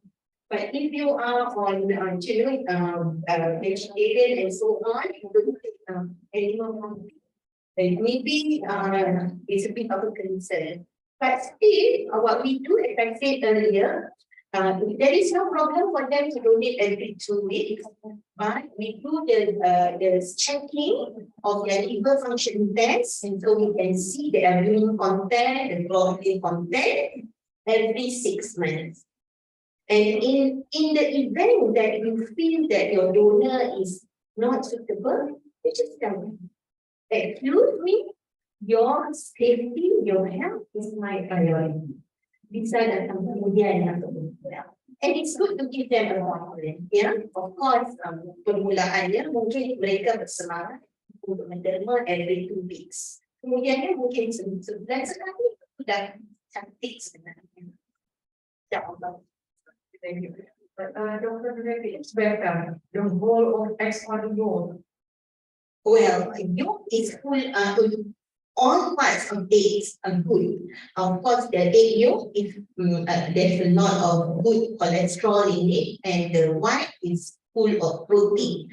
But actually, in life, it's about nutrition. Yeah, kita kan diajar moderate itu. Jadi semua bagus. Kalau saya semua yang bisa. Soalnya saya dulu kita dikatakan tuh nggak bisa ambil telur tiap hari, nanti kolesterolnya. Tapi kan knowledge itu berubah-ubah. Sekarang kita nggak bisa. Terima kasih. Okay, is there any question? Okay. Good afternoon, Dr. Noryati. I want to ask ini. Allow me to introduce myself. My name is Bakti. I'm the of Akademi Bakti Kemanusiaan Palang dari Indonesia, semester 5. The quality of plasma supplies in Indonesia doesn't meet GMP or good manufacturing product standard. This condition must be met so that plasma can be fractionated into human albumin, factor 8, factor 9, and IgG. My first question is, what is the flow and what are the supporting factors such as tool and material to carry out plasma fractionation activities so that they can become plasma derivatives such as human albumin, factor 8, factor 9, and IgG. And my second question is, do plasma derivatives need to be matched between patient plasma and donor plasma before being given to patient, such as cross-match testing to compatibility donor and patient blood? Thank you. Okay, 2 questions there. Thank you so much. Okay, I think Indonesia is on the right track. Yeah, because the blood service are very aware about the need for GMP, and as I understand sekarang sudah 20 berapa Pak? 18 center sudah memang mencapai GMP yang ditentukan oleh BPOM. Ya, so itu satu situasi yang sangat baik, dan saya dipahamkan juga ada target untuk mencapai 26 center. Jadi kita mulakan dengan center yang besar dahulu, ya. Yang penting bagi saya, apabila kita mahu menerapkan kualiti GNP ataupun ISO standard, tapi untuk blood bank kita perlukan GNP. Perlunya pertamanya ialah the mindset and also the quality culture. And everybody is more important. Ya, kita perlu sokongan daripada atas. Nampak di atas ini memang pihak atas memang sangat menyokong untuk mengadakan GNP blood bank di Indonesia. Sekarang ini kita sebagai bekerja di blood bank juga perlu memahami maksudnya kualiti. Kalau kita beri apa-apa barang beras, makan, mahu kualiti sama. Apabila kita bekerja, kita mesti menempatkan kualiti antara aspek utama ataupun prioriti kita semasa membuat kerja. Jadi pada pendapat saya, Indonesia ini berada di jalan yang lurus untuk tidak lama lagi ucapan saya memakai untuk dapat membuat vaksinasi sama ada kontrak atau ada plan. But insyaAllah I see that the progress in Indonesia has been very, very fast. And I'm also very impressed that so many factors, the government commitment, the good working relationship between the blood and people, the awareness, the safety culture, the quality culture, the blood service. So that all is going towards plasma fractionation, and I'm sure this is going to happen sooner rather than later. Plasma is for direct clinical transfusion. So you just need to know that you best is to have specific. Say for example, your patient is and you want to give that patient plasma. You just choose any plasma is good enough. But in situation whereby you don't have enough plasma, it's okay. You can give it. Therefore, maybe you want to check, maybe you that they don't have high hemolysis and so on.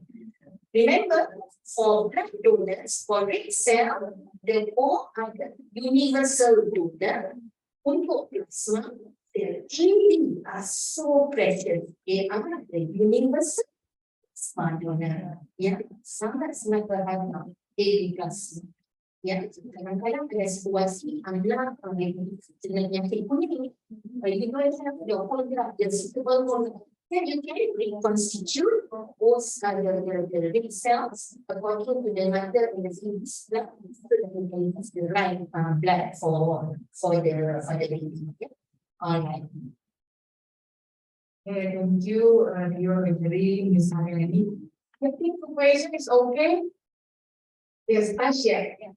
Please stand up. Thank you so much.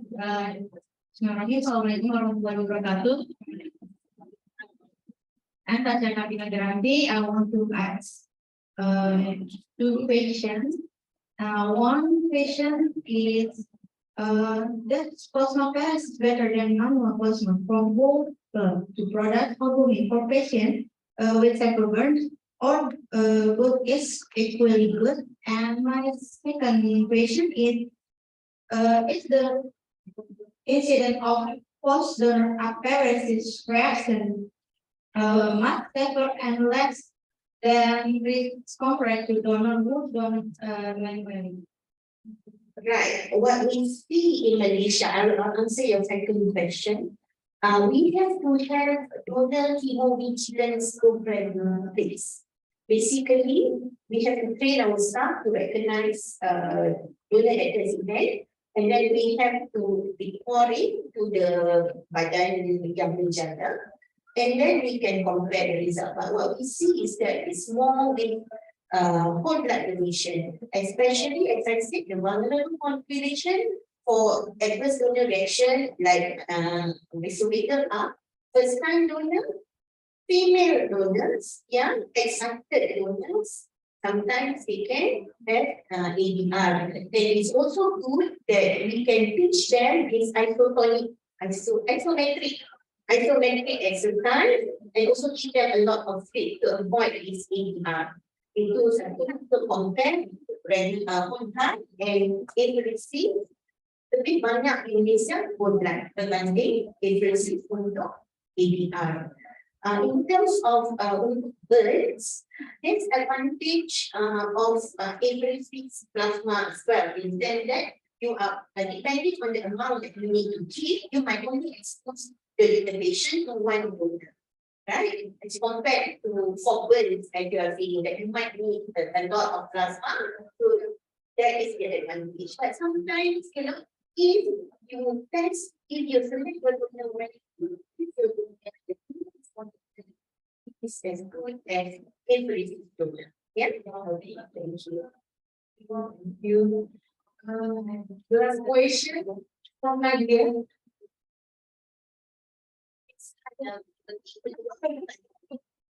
Let's see, then you see what you know. Okay, Nadia.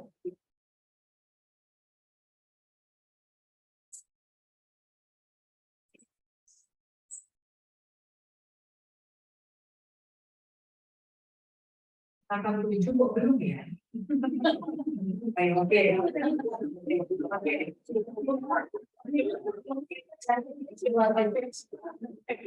Oke, counter Nadia ada ya. Oke.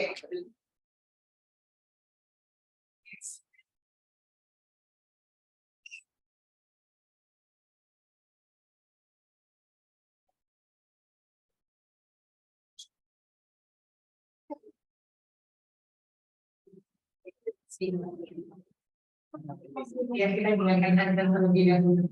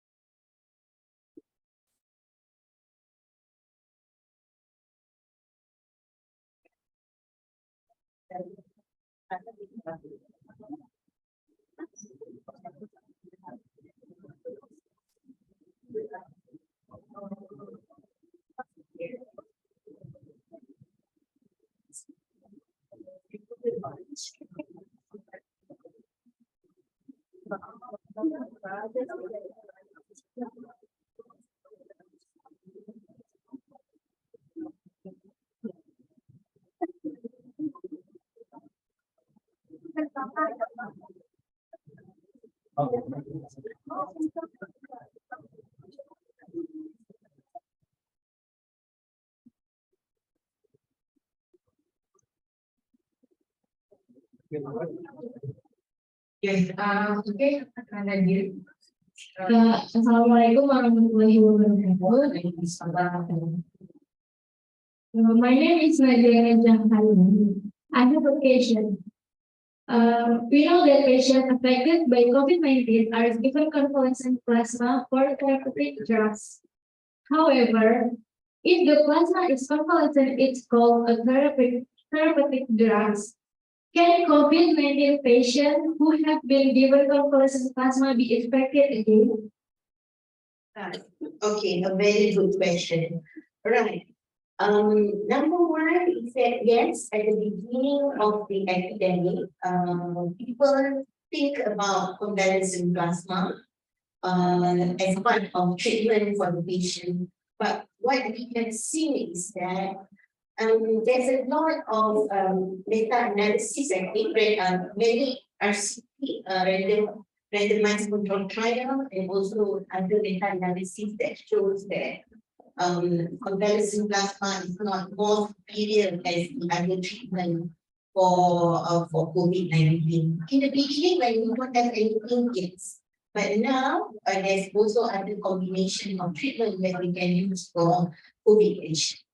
Now, you must, okay, this is important for you all also to understand immunology. Why am I saying that? Right, instead of right, kenapa penting perlu faham immunology? Apabila kita memberi seorang pesakit convalescent plasma yang mempunyai immunoglobulin terhadap COVID-19, ia merupakan passive transfer. Bila passive transfer, pesakit itu mungkin anda dapat COVID selepas itu. Kerana imunoglobulin itu ada yang jadinya selepas habis di dalam tubuh sakit, tidak ada protection. Sebaiknya adalah vaksinasi. Kerana apa? Vaksinasi itu ialah active immunization. When you do active immunization, so your B cells ada memory. Bila ada memory, datang sekali lagi COVID, yang terus akan menghasilkan antibody. So bezakan antara immunization dan active immunization. Namun pada masa yang sama, kita juga perlu faham apa vaksin itu terus protect, tidak juga Kerana apa yang kita lihat sekarang ini mungkin selama 6 bulan hingga setahun. Tapi masih lagi perlu kita patuhi arahan-arahan pihak berkuasa seperti penjarakan tangan, penjagaan tangan, masker dan sebagainya. So, buat masa ini bagi saya, apa yang satu lagi yang kita lihat apabila kita bercakap mengenai virus dan sebagainya, yang saya selalu diancamkan, you look at the seed and the soil. Maksudnya apa? Seed itu adalah virus, the soil adalah pesakit. Mungkin pesakit ini telah divaksinasi dan sebagainya. Tetapi virus ini juga bisa berubah. Memang the nature of the virus, they go through what we call it shift and drift dan sebagainya. Sebab mula-mula dulu, it's the Wuhan strain yang very active. Lepas tu Delta. Delta itu sangat yang agresif kan. Tapi sekarang apa? Omicron. Omicron dah ada sub-lineage-nya. Dia mungkin lebih mudah tersebar, tapi tidak se-agresif seperti Delta. Jadi kita akan melihat immunology, the public health instruction, and how the virus changes. And that's why people have always been saying, we have to live with COVID. And of course, those yang, especially yang ada comorbid, it's better for them to get booster dose dan sebagainya as part of diorang punya protection. Okay, Diana, terima kasih. Thank you, Nadia. Okay, last question. Amin.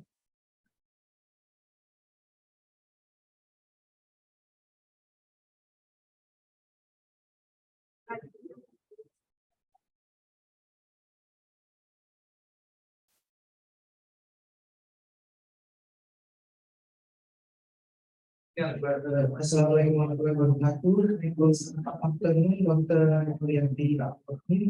Please allow me to introduce myself as the representative of first semester. My name is Rafa Hilmi, but for short, you can call me Amin. Our question for Dr. Nur is, how was the situation of blood donor during pandemic last year, and how the pandemic affect the blood donor and plasmaferesis? Thank you. Okay, thank you. A very good question. Good for you again. First semester, already you have the confidence to ask questions. Memang sikit okay, insyaAllah masa depannya cerah. Okay, apa yang terjadi di Malaysia di seluruh dunia yang kita lihat ialah the number of donation for 2020-2021 drop as compared to 2019. 2019 is the best year for us, and then come COVID, and of course they drop. Number one is about the fear of the donor, because the infection was new, so they also don't know what to expect, and there's a lot of rumors circulating about that make them put untuk menerima. So how do we address this fear? So, the blood service termasuk perempuan kita apabila bekerja, katakan ini COVID ada bilang tapi ada tugas SDG lah. Dia merupakan respiratory virus. Dia tidak selalu di blood bank. Saya kita boleh menerangkan kepada penerima dan kepada publik. Jadi apa yang terjadi ialah kami melakukan a lot of public education. We go to the TV, radio, and that was the record numbers of time that I was interviewed by the media. I had to go to the television station and all because the number of blood donors dropped. So in the beginning, also dropped. They don't go to the hospital.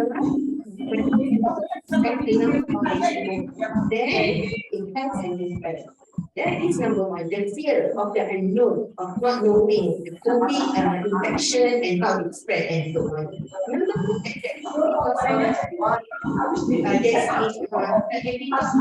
Tidak bisa keluar dari kawasan dan sebagainya. Ya, itu mengataskan penerima. In the end, what we have to do, yes, we have a drop of 12% of that donation nationwide actually, but I think that is not too bad. What we also did at that time was work with our nation. Ya, beritahu. Yang pentingnya kita ini perlu beritahu sama donation, beritahu keadaan darah dan sebagainya. Dan walaupun COVID itu kita lihat seperti musibah, sebenarnya ada juga dari COVID. Apabila terjadinya COVID, kita menekankan kepada patient management. Maksudnya kita optimalkan patient, kita memberi transfusi darah supaya benar-benar mengenai. Kerana masih lagi terdapat irrational use of blood dan darah. Jadi kami itu sahaja to work with the related, and then when things will go back, we have to defer untuk menjadi situation, untuk patient yang require very transfusion, transfusinya dan sebagainya. Dan kita teruskan, perlu Lagi kita beritahu kepada dokter-dokternya akan sebentar apabila blood service dan kita mempunyai darah yang cukup boleh teruskan dengan baik. Yang paling utama yang saya mau terangkan di sini, saya adalah 60% penerima Indonesia melakukan penerima regular. Mereka penerima, kemudian mereka datang menerima lagi. Ini yang paling penting. Sebab apabila kita compare, kenapa bloodnya kurang ya?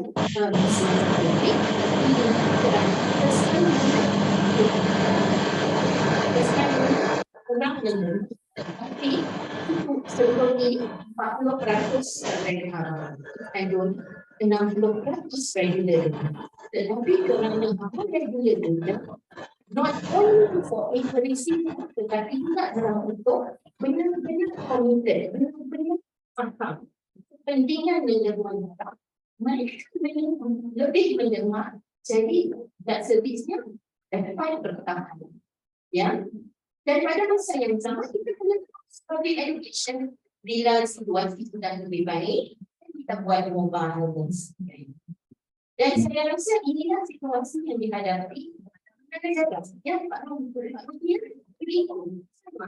sama. Jadi pentingnya untuk kita sebagai pelayan di bank-bank darah, ya, mesti semasa kita memberikan rawatan quality care kepada donor kita. Kerana itu akan menentukan sama mereka akan buat dan apabila seorang itu menerima lagi pertama kali, dia kembali menerima. Lagi cepat dia kembali menerima, lagi mudah untuk dia menjadi regular donor di masa hadapan. Itu yang pertama. Tetapi yang kedua menunjukkan apabila seorang itu sudah menerima pertama kali, kemudian kembali menerima. Sampai 4 kali dia menerima, dia akan jadi benar-benar yang regular, yang boleh menerima sampai 50, 60 dan sebagainya. Itu memang ada evidence. Bagaimana cara kita mengendalikan penerima kita semasa mereka berada di sini. Dan very important. Ya, Itu bantuan saya terima. Ya, kita menentukan tidak serius di Indonesia. Insya Allah.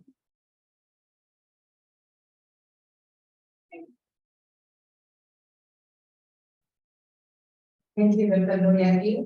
Thank you again and all the audience that have participated positively.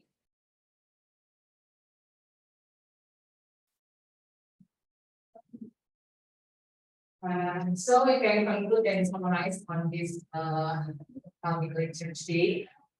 The plasma vaccination method initially designed to obtain health has already used. It will render successfully into a well-established industrial procedure, exploiting a wide range of clinically useful programs. The technology has increased in complexity over the years, with the greatest progress here, inspiration being associated with the use of chromatographic method and more.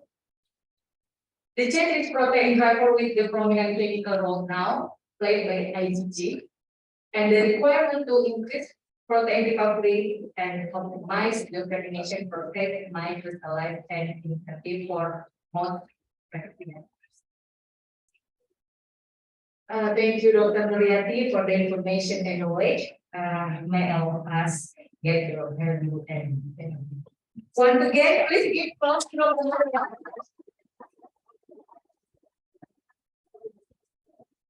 Ladies and gentlemen, move to another session. Session return to NC for further information, Nadia and Cindy. Thank you and good afternoon.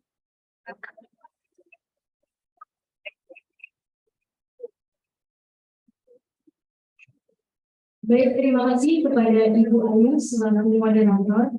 Terima kasih juga kepada narasumber Dr. Noryati Abu Amin karena sudah memberikan materi yang sangat luar biasa dan semoga dapat bermanfaat untuk kita semua. Thank you to Mrs. Ayu Sugandita, Associate Environment, and Dr. Noryati Abu Amin for the information and knowledge. May all of us get value and benefits from the lecture. Acara selanjutnya yaitu penyerahan plakat dan penandatanganan berita acara sekaligus dokumentasi kepada Ibu Diana dan Dr. Noryati Abu Amin. Kami persilakan untuk maju ke depan.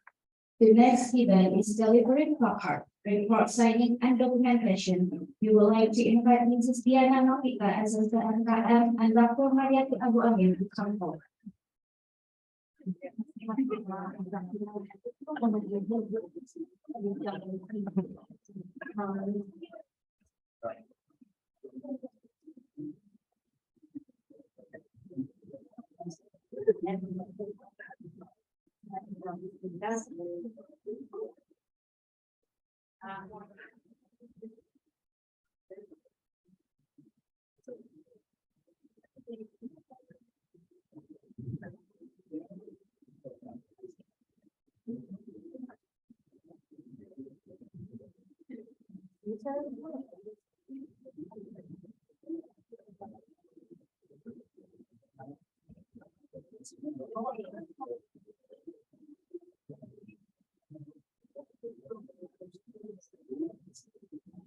Terima kasih.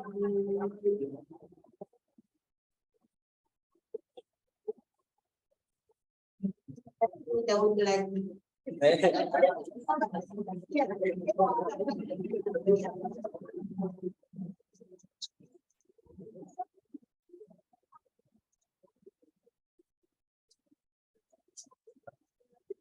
Baik, sesi selanjutnya yaitu sesi dokumentasi.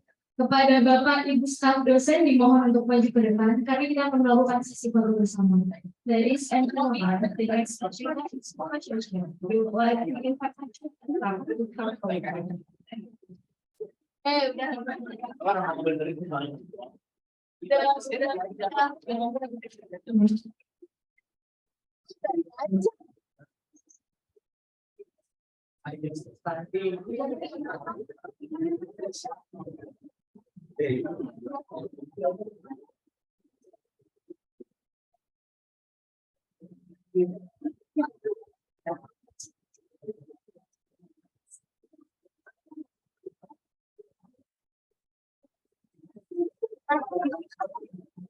Ya,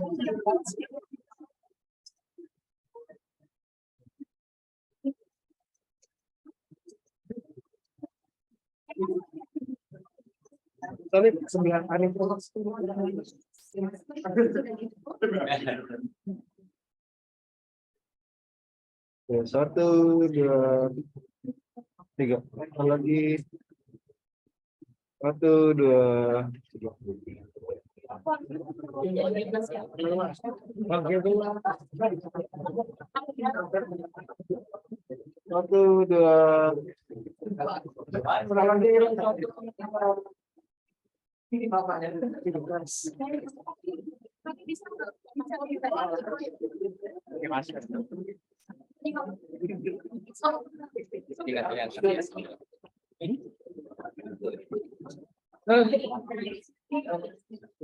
Sorry.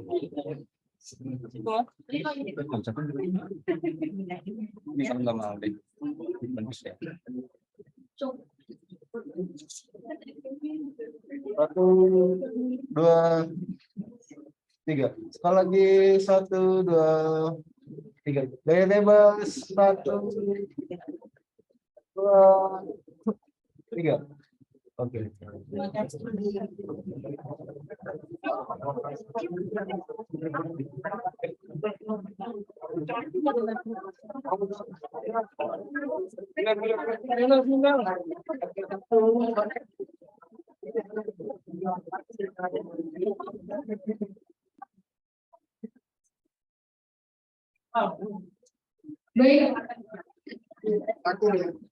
Baik, dokumentasi untuk mahasiswa dan sumber. Yang pertama mungkin untuk terima dulu. Ini udah di pertama yang 10 aja. 10 aja. Cepat ya? Kamu duduk di bawah. Duduk di bawah duduknya.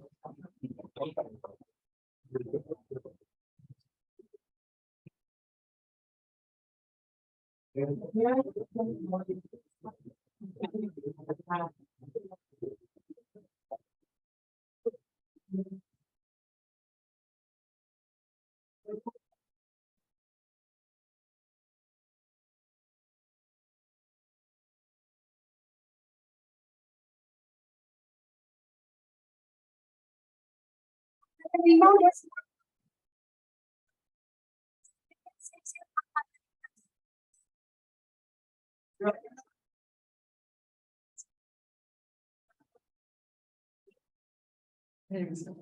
Itu yang belakangnya yang kuning, yang belakangnya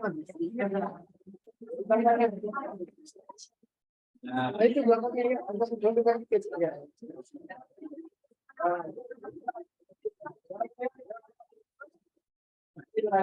Satu, dua, tiga. Sekali lagi 1, 2, 3.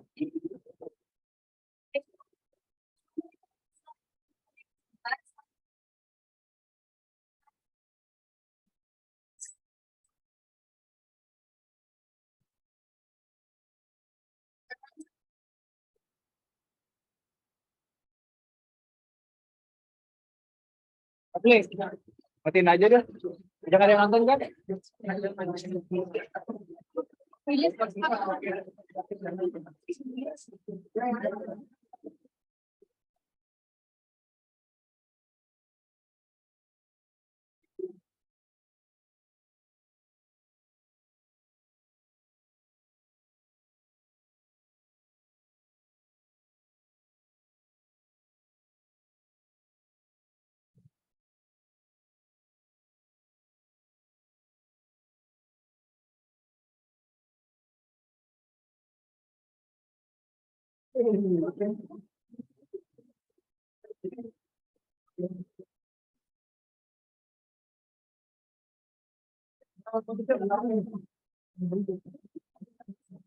Belakang belakang sini.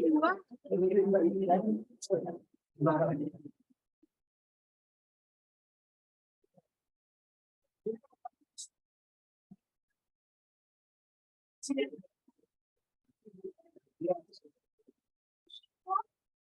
Bungkuk Jen.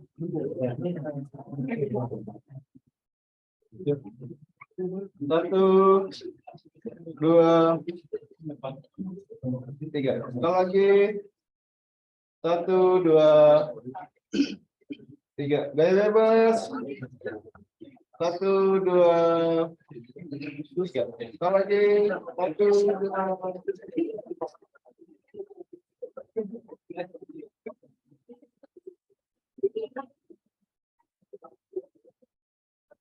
Ayo angkatan berikutnya.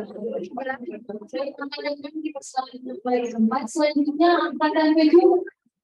Silakan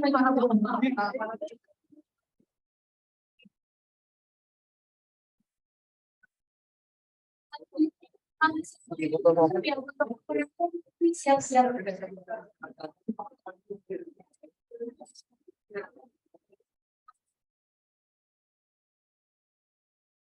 Dan di belakang ada langsung rafia lagu-lagunya ya.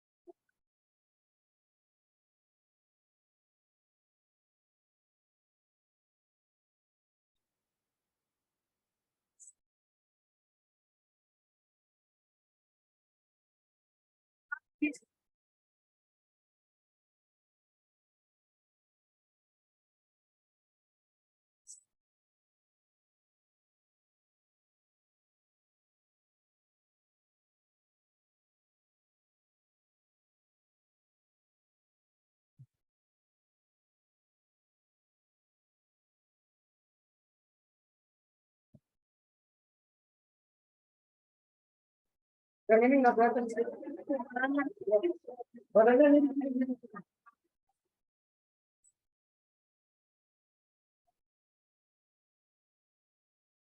Satu, dua, tiga. Sekali lagi. Satu, dua. Nisa, misi Nisa. Anissa.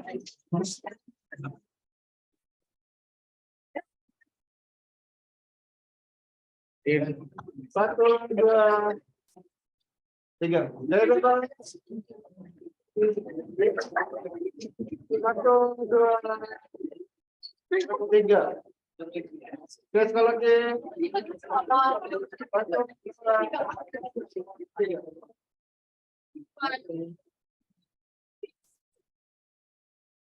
Baik, untuk angkatan ini dari kontak. Operator ini persiapan untuk dokumentasi mahasiswa di Hukum.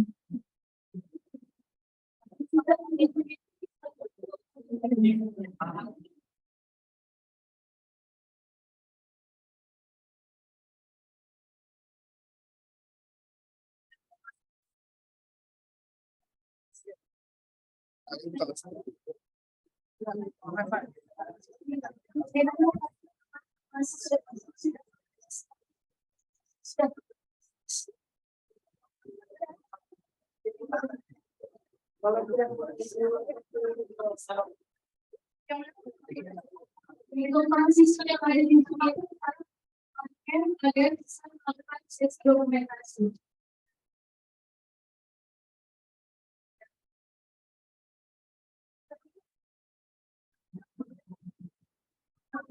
Yang satu, dua, tiga. Satu,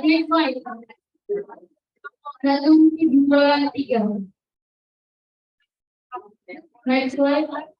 Udah. Baik, terima kasih.